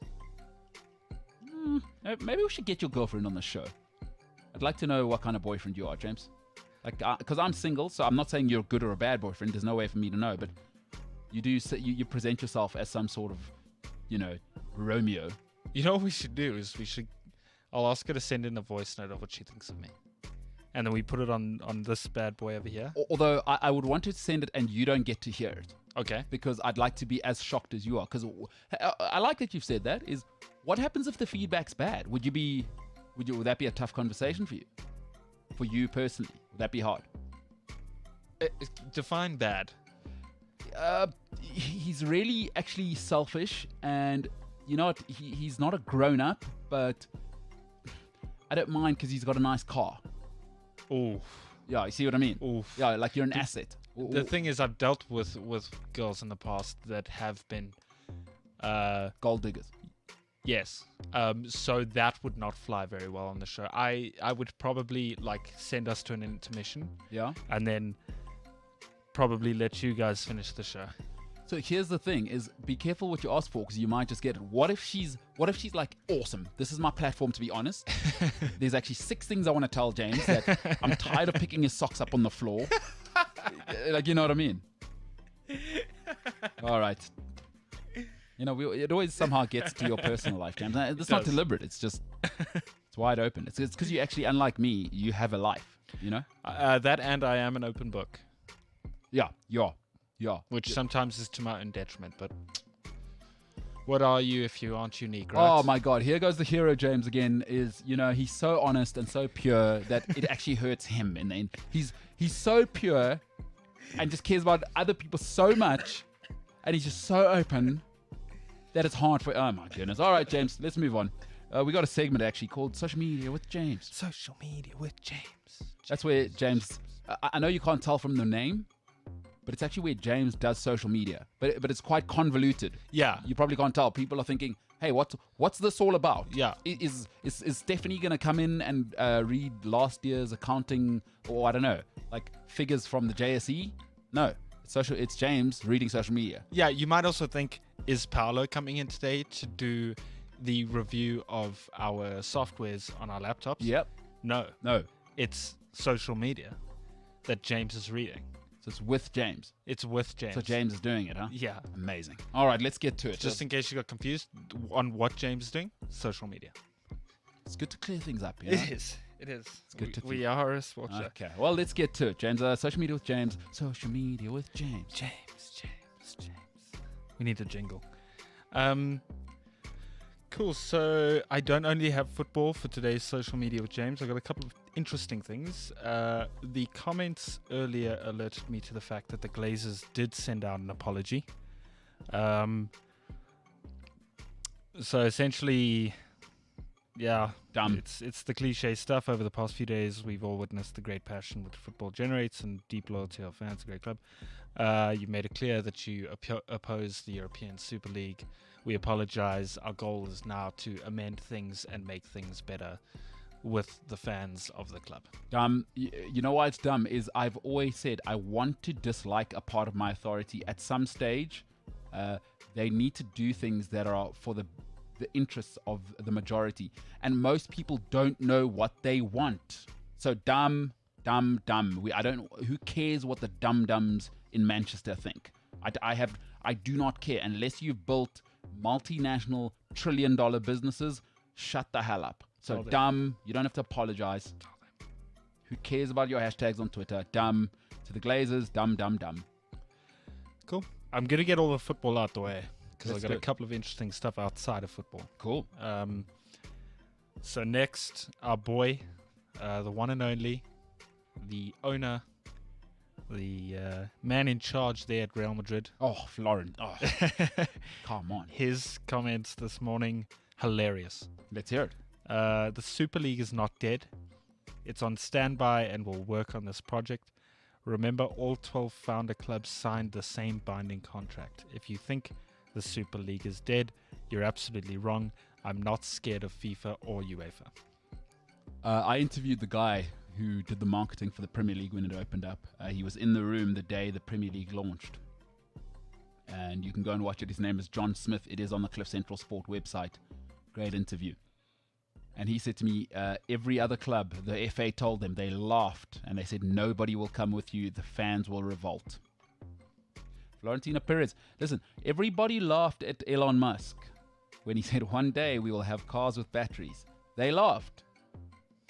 The reason you can never understand billionaires and why they seem eccentric to us is there's only one of them. Because we're all sheep. We're all so used to mediocre. Like, oh, what's other people doing? Okay, let me just do that. People invented Uber. We all laughed at. We laughed at these people. Steve Jobs. You've seen them. Jeff Bezos. I've read some of the comments of what other people in tech and they laughed. They laughed. And there's an interview that came out. Very, very cool interview. I forget what the guy's name is. and they said Jeff Bezos had a meeting with Buffett, Bill Gates, and Steve Jobs, and he wanted to tell them about Amazon. And these are pretty smart guys. A little bit. And they had a meeting with Bezos, and it came out, they said, no one can keep up with him. That was back then. They said that no one's going to keep up with him, and they wouldn't work with him because he wanted investment from them. They said no one can keep up with that guy, and they didn't invest. So Florentino Perez, awesome. Do it. Go for it. For me, I'll take anything but FIFA or UEFA. I'm sorry. My personal life, I told you, my personal life is dedicated to me now. In my 30s, it's just me. 20s, I was a mess. I was everywhere. I was trying to make everyone happy. My 30s are me. Florentino Perez, go for it. Because, again, I live around people in my family. Let me just talk about my family in case people get triggered. I have people that I'm telling them, stop eating crap food. There are people who are making money and still eating crap food and bread. And I've told them, stop doing that. And then one of my cousins said, you think you're better than everyone. She just, she now has to be on blood pressure pills. I told her. So for now, people don't know what's good for them. That's why I only hang around with 1 out of 10 people. Florentino, go for it. I'll take anything. I refuse to be in an abusive relationship. FIFA and UEFA are abusive partners. Love it. Florentino, my guy. Shout out. Love him. Go for it. Nail. Head. Let's go. The camera wasn't on me when I said that. People must be very confused. Yeah. If you're listening on the podcast, no idea. I hit the nail on the head is what I did. I see. Because you hit the nail on the... Proverbially. It's not a real nail, not a real head. I mimed it out. Got you.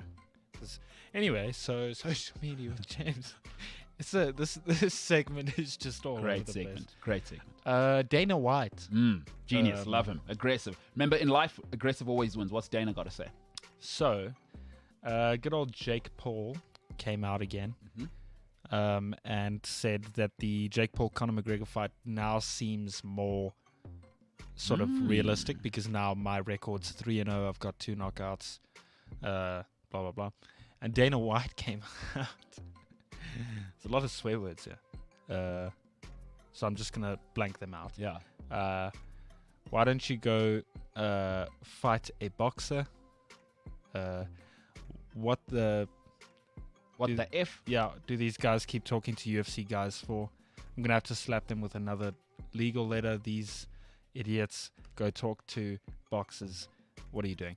The reason why there were so many weird pauses is those are swear words I was blanking out. I like Dana. He doesn't muck about. That's a good point. Why do you keep calling out UFC fighters? If you want to revolutionize boxing as a sport, why do you keep calling out Ben Askren? Listen, Conor McGregor. Jake Paul's a genius. He is. knows what he's doing. He He's is. stirring the pot. And right now, especially amongst you cool young kids, UFC is the cool thing. We are cool young kids. Ooh, okay. Yeah, you are. Objectively. And listen, young kids, folks, Florentino Perez also said something else in his thing. He said, we have to go where the young market is. Jake Paul's a genius.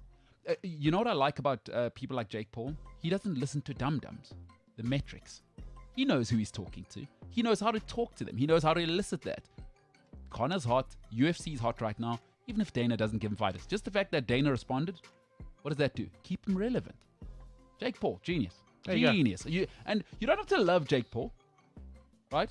Don't hate the player, hate the game. The guy's brilliant at what he does. Listen, this guy who's not a boxer managed to figure out in business by the age of, he's 24. He's my age, 24. 24 years old. How to build. Folks, people aren't dumb. People are dumb. Most people are dumb. But anyway, people are dumb until it comes to their money. He figured out how to get $75 million from people. This young man is not an idiot. Shout out to Jake Paul. Jake Pizzy Paul. Yeah, shout out, my brother. Sticking with UFC and Conor McGregor, I'm sure you saw it last night. He tweeted, Conor McGregor, "Hey guys, I'm thinking about buying Manchester United. What do you think?" I did see it. I commented on Twitter, actually. I said, Conor, you've been in America too long. Some of your tendencies may not be appreciated at Manchester. You may have picked up some bad habits. Surprise, surprise. He didn't reply. I can't believe Conor McGregor doesn't know who I am. Yeah. How does he not know who you are? Anyway, no, kind of heartbreaking. Yeah, listen, that'll be awesome. So bring some of that. Apparently, his whiskey, he sold it for like $300 million. Bring some of that for Fergie, because Fergie can actually just drink it in the stands now. From the bottle. Shout out Fergie, shout out. Conor McGregor, another thumper. Love him. There's a guy, again, earlier. Just because you're working class doesn't mean you're dumb. He's working class, has turned himself into one of the most electrifying brands of all time. He's worth somewhere near $500 million now. From nothing. Good for Conor, dude. I love smart people who work hard. Shout out Conor, shout out Fergie, shout out Jesus. Shout out, shout out, shout out. I didn't say the Jesus thing, Miss Rickson. If you are listening, your son is descending into basically being Beelzebub, and that's not on us. Hashtag always blessed. Unbelievable.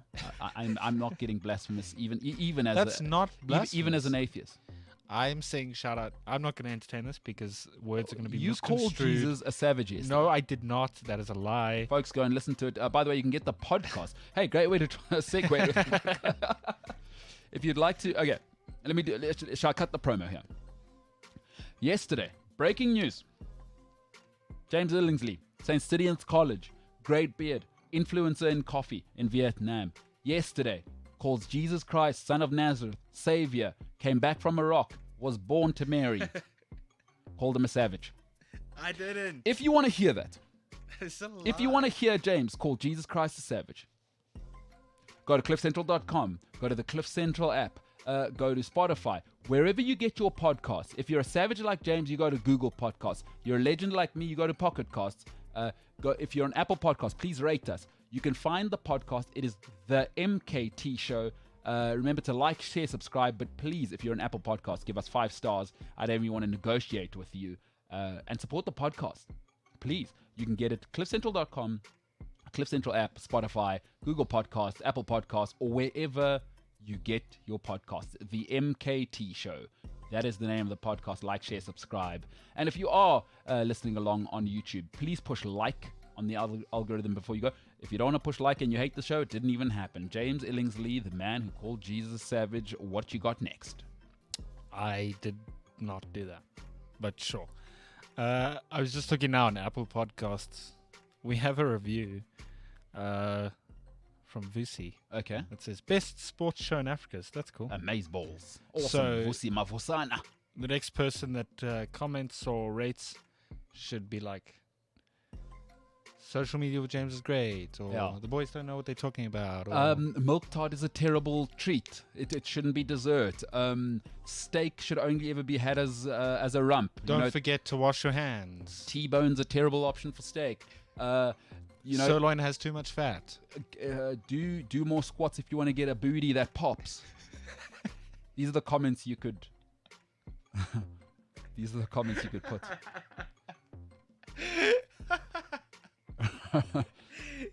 Hashtag squats for booty pops. Yeah, that's good. That's squats for booty pops. Hashtag squats for booty pops. That's exactly it. All right. Well, what else we got, James? One more story before I head into the YouTube comments and captions and all of those beautiful, lovely things. I was on ESPN because we had a conversation yesterday after the show about how we can broaden social media with James. Diversify your portfolio. There you go. There you go. Hashtag DeBrolio attorneys. So I was on Oh, great story about Michael DeBrolio. I'm Michael DeBrolio. Ha! I'm Michael DeBrolio. 3 months ago, I'm moving houses. Right? I'm moving from my old apartment. I go and look at an apartment. Lady's name's DeBrolio.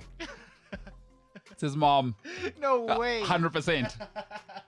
100%. So wait, do you live next to Mrs. DeBrolio? No. I didn't take the house. I took a different house. But she showed me 2 apartments, and she was Mrs. DeBrolio, and I did the whole I'm Marco DeBrolio, and she loved it. We chuckled. That is incredible. It was incredible. It was incredible. I'm Marco DeBrolio. Yeah. Today has been a show. Hey? It's good stuff. Good Lord. All right, what you got for me? I'm running out of time here. So I was on ESPN this morning. Looking at sports outside of football and rugby and all of that stuff. I came across a really interesting article. Obviously, the Derek Chauvin, I don't know how you say his surname. The verdict was reached. He was found guilty.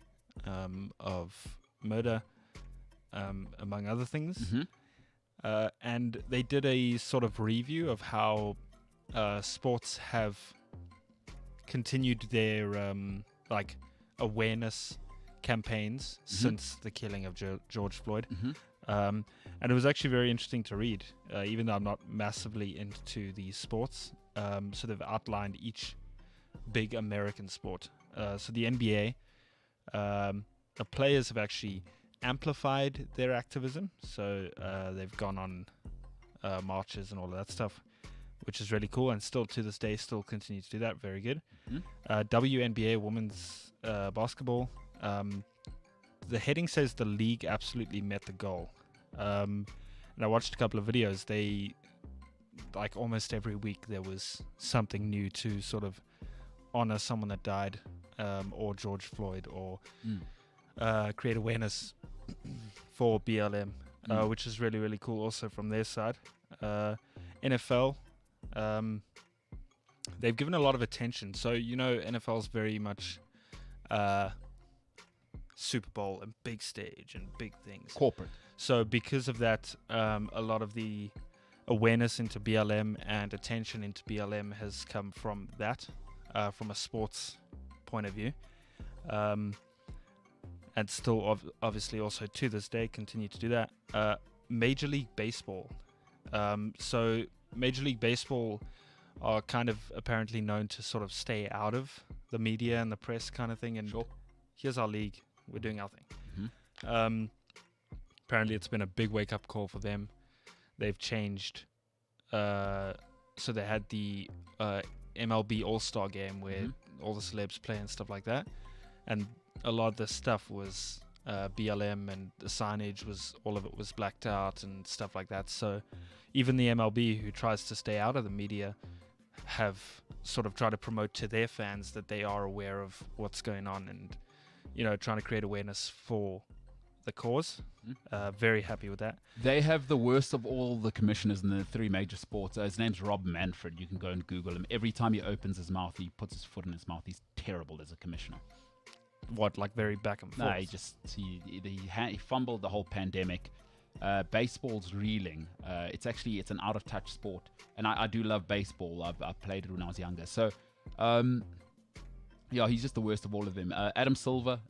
So the NBA, you'll notice, will always be strongest there, because in basketball, what the players have realized is they are the product, and they very much are the center of the league. They have a great relationship, but they also have a great commissioner who does a terrific job of managing the relationship between the players and the owners. And his name's Adam Silver. He's probably the best commissioner that they've had. He gets it. He's on point. His fingers on the pulse. But he also keeps the players in check. He doesn't let guys go willy-nilly now. Every social problem is allowed on. If we're going to do something, we got a plan. We're going to do it. He's going to do it through LeBron James, Chris Paul. He's going to do it through the big guys, right?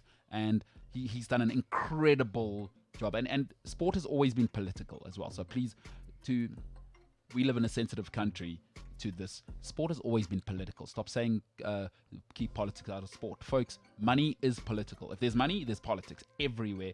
But it's been political since. From 1936 to 1940 Olympics to Muhammad Ali. It's just that we have recency bias and we want things to conform to what we need. Sport has always been political. So, terrific. Good stuff. Terrific.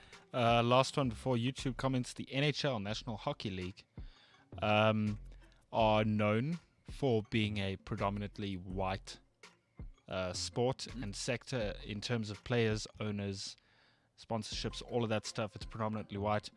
Apparently 6 days before or after, George Floyd's death, they came out and they acknowledged that they are this predominantly white run, owned,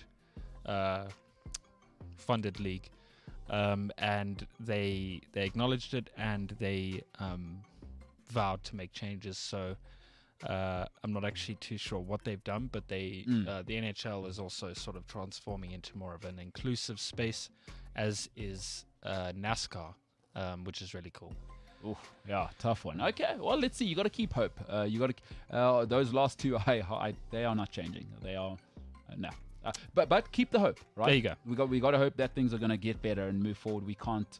If people show an intent to want to do the right thing, let's give people the room to, whether you think it's the right thing or not. Let's see. It's nice that people are conscious and Happy days. and pay the athletes. I'm happy. Yeah. Okay. How much time do I have? It's 2 Enough. o'clock. No, you got enough. Yeah, don't worry about the time. We'll carry on. I'll manage that. YouTube. YouTube. Let's YouTube things. get some questions. I'll respond to that. I'll give answers.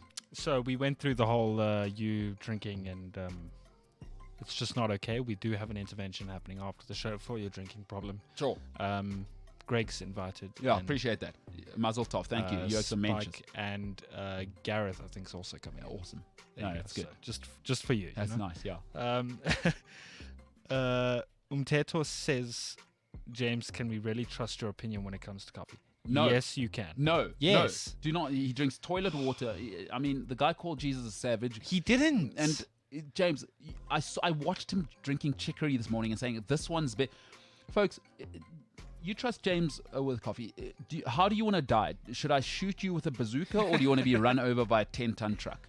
Either way, you're dead. It's going to be awful. Stop it. James, terrible. Guy doesn't even know what by the way, he doesn't even know what a plunger is. I know what a French press is. Oh, okay. I mean, it's the same thing. Let's go. No. But having said that, to the company that does let James influence from Vietnam, guy knows everything, loves coffee, an aficionado, a barista of sorts. The king of coffee. Yeah. As they say. Anyway, back to the YouTubes. We have Zapeta says you guys should read the statement from the Milan Ultras group with regards to the whole Super League debacle. You'd swear they consulted MKT. Tell you what, I have actually, so I'm a big Inter Milan fan. When I was living in Europe, I have been to the Milan derby, and it was different back then. I have sat with the Inter and the AC Milan Ultras. It is a different thing. Is it horrifying? Oh, no, the best. I mean, cool. Listen, I went to the Super Classico. It wasn't that, but it's raucous. Nice. It's raucous. What a time to be alive, right? So maybe they do remember me from back then. No, they don't. Probably not. I doubt it. No. I was just a guy with my friends, yeah. You were. Jesse Randolph says, I want Krunker out. Who does he own? Arsenal. Oh, he's the dude with the moustache. Great. Yeah, he got a great stash. Married to the daughter of the Walmart company. She got a $26 billion cut when her father died. Not a bad way. Oof. Not a bad way to wipe your tears. What? Kroenke out. But Kroenke out was before this. So let's not pretend it's got anything to do with the Super League. They've wanted him out for a long time. They're going to use it to fuel it. They will. They are. Ndomiso says Glazers issued an apology. Went through that. Ricka says Ed Woodward has also resigned and will be stepping down at the end of 2021. Zapeta said you should also check on the new Champions League format that's coming 2024-25 season. It's Super League adjacent. That breaks my heart again, and I'm sad again. But have you seen it? No. No, so it's not bad. So it's 36 teams. I hate it. I hate the format. This idea that inclusivity is the best way to get the best product. It's not. Get the best people. 36. Making more teams, worse product. Don't dilute. Harvard doesn't let more people in. That's not how you... Folks, let me explain how brilliant things are achieved. It's not about how high the ceiling is in your institution. It's not about Real Madrid and these guys. It's about what's the floor of the teams. Any elitism, any great institution, it's not about the ceiling. It's not about what's at the top. The cream will be the cream. It's about the lowest level, and that determines how elite you are. I don't want Olympiacos playing Real Madrid. That's not a good product. I don't care. I don't care. So, yeah. But anyway, so just so you know, for those who don't know, 8, it'll be, I think it's 2 leagues, two separate leagues, and the final 8 go through.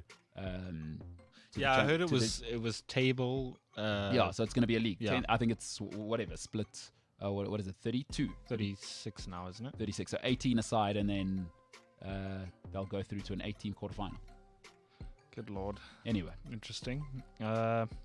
Coolclair says, Champions League of Rugby, love it. Likes that, huh? Likes it. Yeah, very good. There you Andrew Harrison says, ha ha ha, James, can't talk like a butt. Do it again. Because you're a hipster. He says I can't talk like a butt and do it again. No, it's comedic relief. Is it, eh? Yeah, how's it, but? You're on a fart. I live near 4 ways, bro. You do, and that does scare me. That does scare me. 4 ways oaks are not to be messed with. You on a roll, bro. Oaks are rough out there. Let's roll.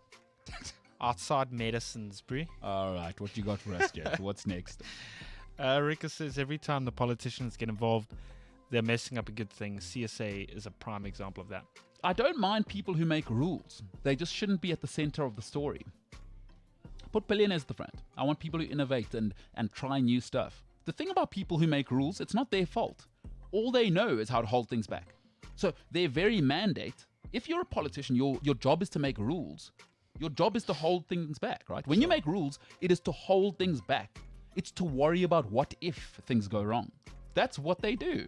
That's what politicians do. It's why when business and politics and politicians clash, it's a problem.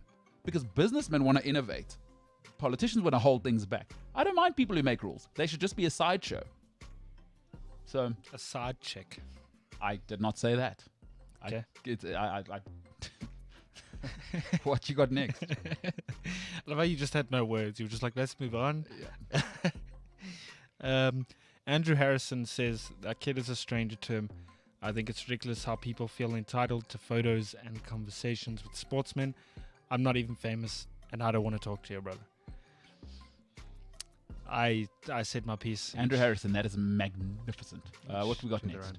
Rickus says, I saw Russie fund a dissin pushing kids out of the way at St. George's Park in January 2020. Wow. That's awesome. Also, by the way, excuse me, moms and dads, I don't have to love your kids as much as you do. Like this idea that your children are these angels, get them the hell out of my face. I always say it, when I go to restaurants, I live in a complex right now, or an apartment block, whatever you call them. No kids allowed. Awesome. Nothing wrong with kids. I don't have to love your kids. Like, I didn't have your kids. Sorry, love your own kids. Love it, Russie. Maybe elbow the kid next time, right in the face. Body slam them while you're at it. I'm with it. What else we got coming next? Kids are your angels or not mine. I don't have to look after your kids. Last one, Kutle says kids should model themselves around sportsmen from the point of view of hard work and determination. Absolutely agree. There are certain traits, discipline, right? Children need discipline. The ability to know that if you work hard at something over an extended period of time, you'll get better. That's what you should want in sportsmen. But don't model your whole self around sportsmen, because there's the ugly side of being selfish, of being only me, of being driven to just my goals. That's not what you want to teach kids, because kids need to work in an ecosystem. Yeah. Right? They need to understand that, sorry, you can't be like you are at home everywhere. You don't want, because sportsmen are selfish and they become self-entitled. You don't want kids getting that part. So yes, determination, drive, teamwork, right? Understanding your place in a hierarchy. These are things you can take from sportsmen, but not the whole thing. Not the whole thing. All right, Jimbo. I want to wear the green and gold is my thing. My thing is... Yeah. No, I'm with you. James, I think a lot of people, I'd love to hear your comments. By the way, the MKT Show live, if you ever do hit us up on the socials. James, we got a poll, by the way, on our way out. What was the poll and what are the people saying? Cliff C Sport, you can vote on Twitter. Oh, we also have a tweet, sorry. It's not about being a role model, but you should also understand that these young boys and girls idolize you. It's part of the job. That's what I said. It becomes a responsibility. Fair enough. The poll for today, I realized after we posted it, it didn't make much sense. Yeah, you went after it, and nothing shocks me. Hey, you did the poll with me. Yo, what does it say? It says, should South African teams pull out of the Rainbow Cup? Mm-hmm. Yes, the pound is king. Mm-hmm. That's wrong. It's just, that's no, the pound is king. Technically, isn't it? Oh, I got you. Right. Then the next option is why'd they join it all, and the last one is shut up and play. So, no, the pound is king, so they shouldn't join the Rainbow Cup. 20%. Mm-hmm. Why'd they join? 60%. Shut up and play. 20%. Oh, shut up and play. Coming up, eh? Little ngenang engel. I wouldn't have seen that. Not sure what that. Yeah, it means is. I didn't see that coming. That snuck up on me. Shut up and play, huh? Shut up.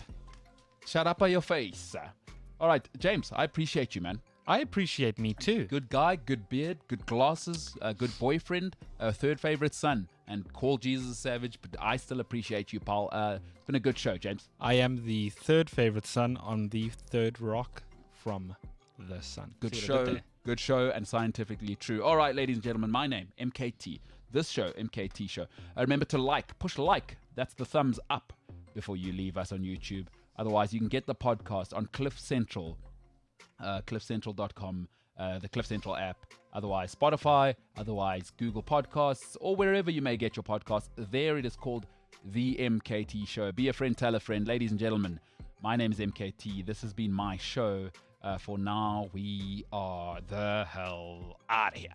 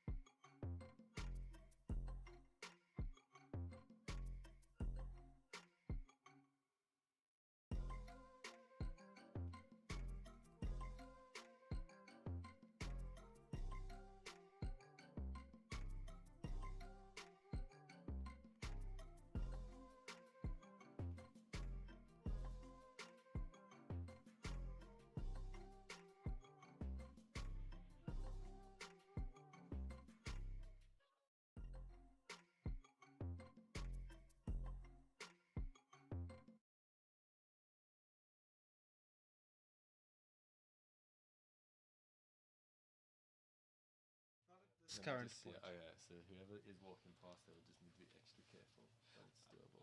This is plugged into the server though. How are you guys recording? Have you plugged it into the server? Let's see. With USB. No, fine, I'll record straight to the SD card. Don't worry about that. What did he ask me to do again? Is there space on this SD card? He's taken it now because it's got the show on it. I'll just ask him to clear it. These are for that one, and those for that one. Because I'm thinking.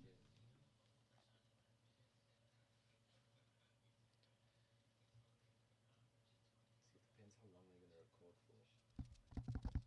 They might leave the roadcaster next door and run a cable to it.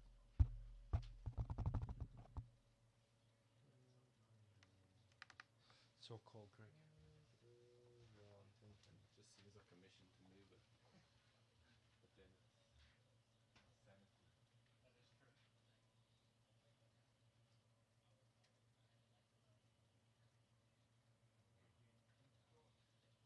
I mean, thought. Don't know how deep it is.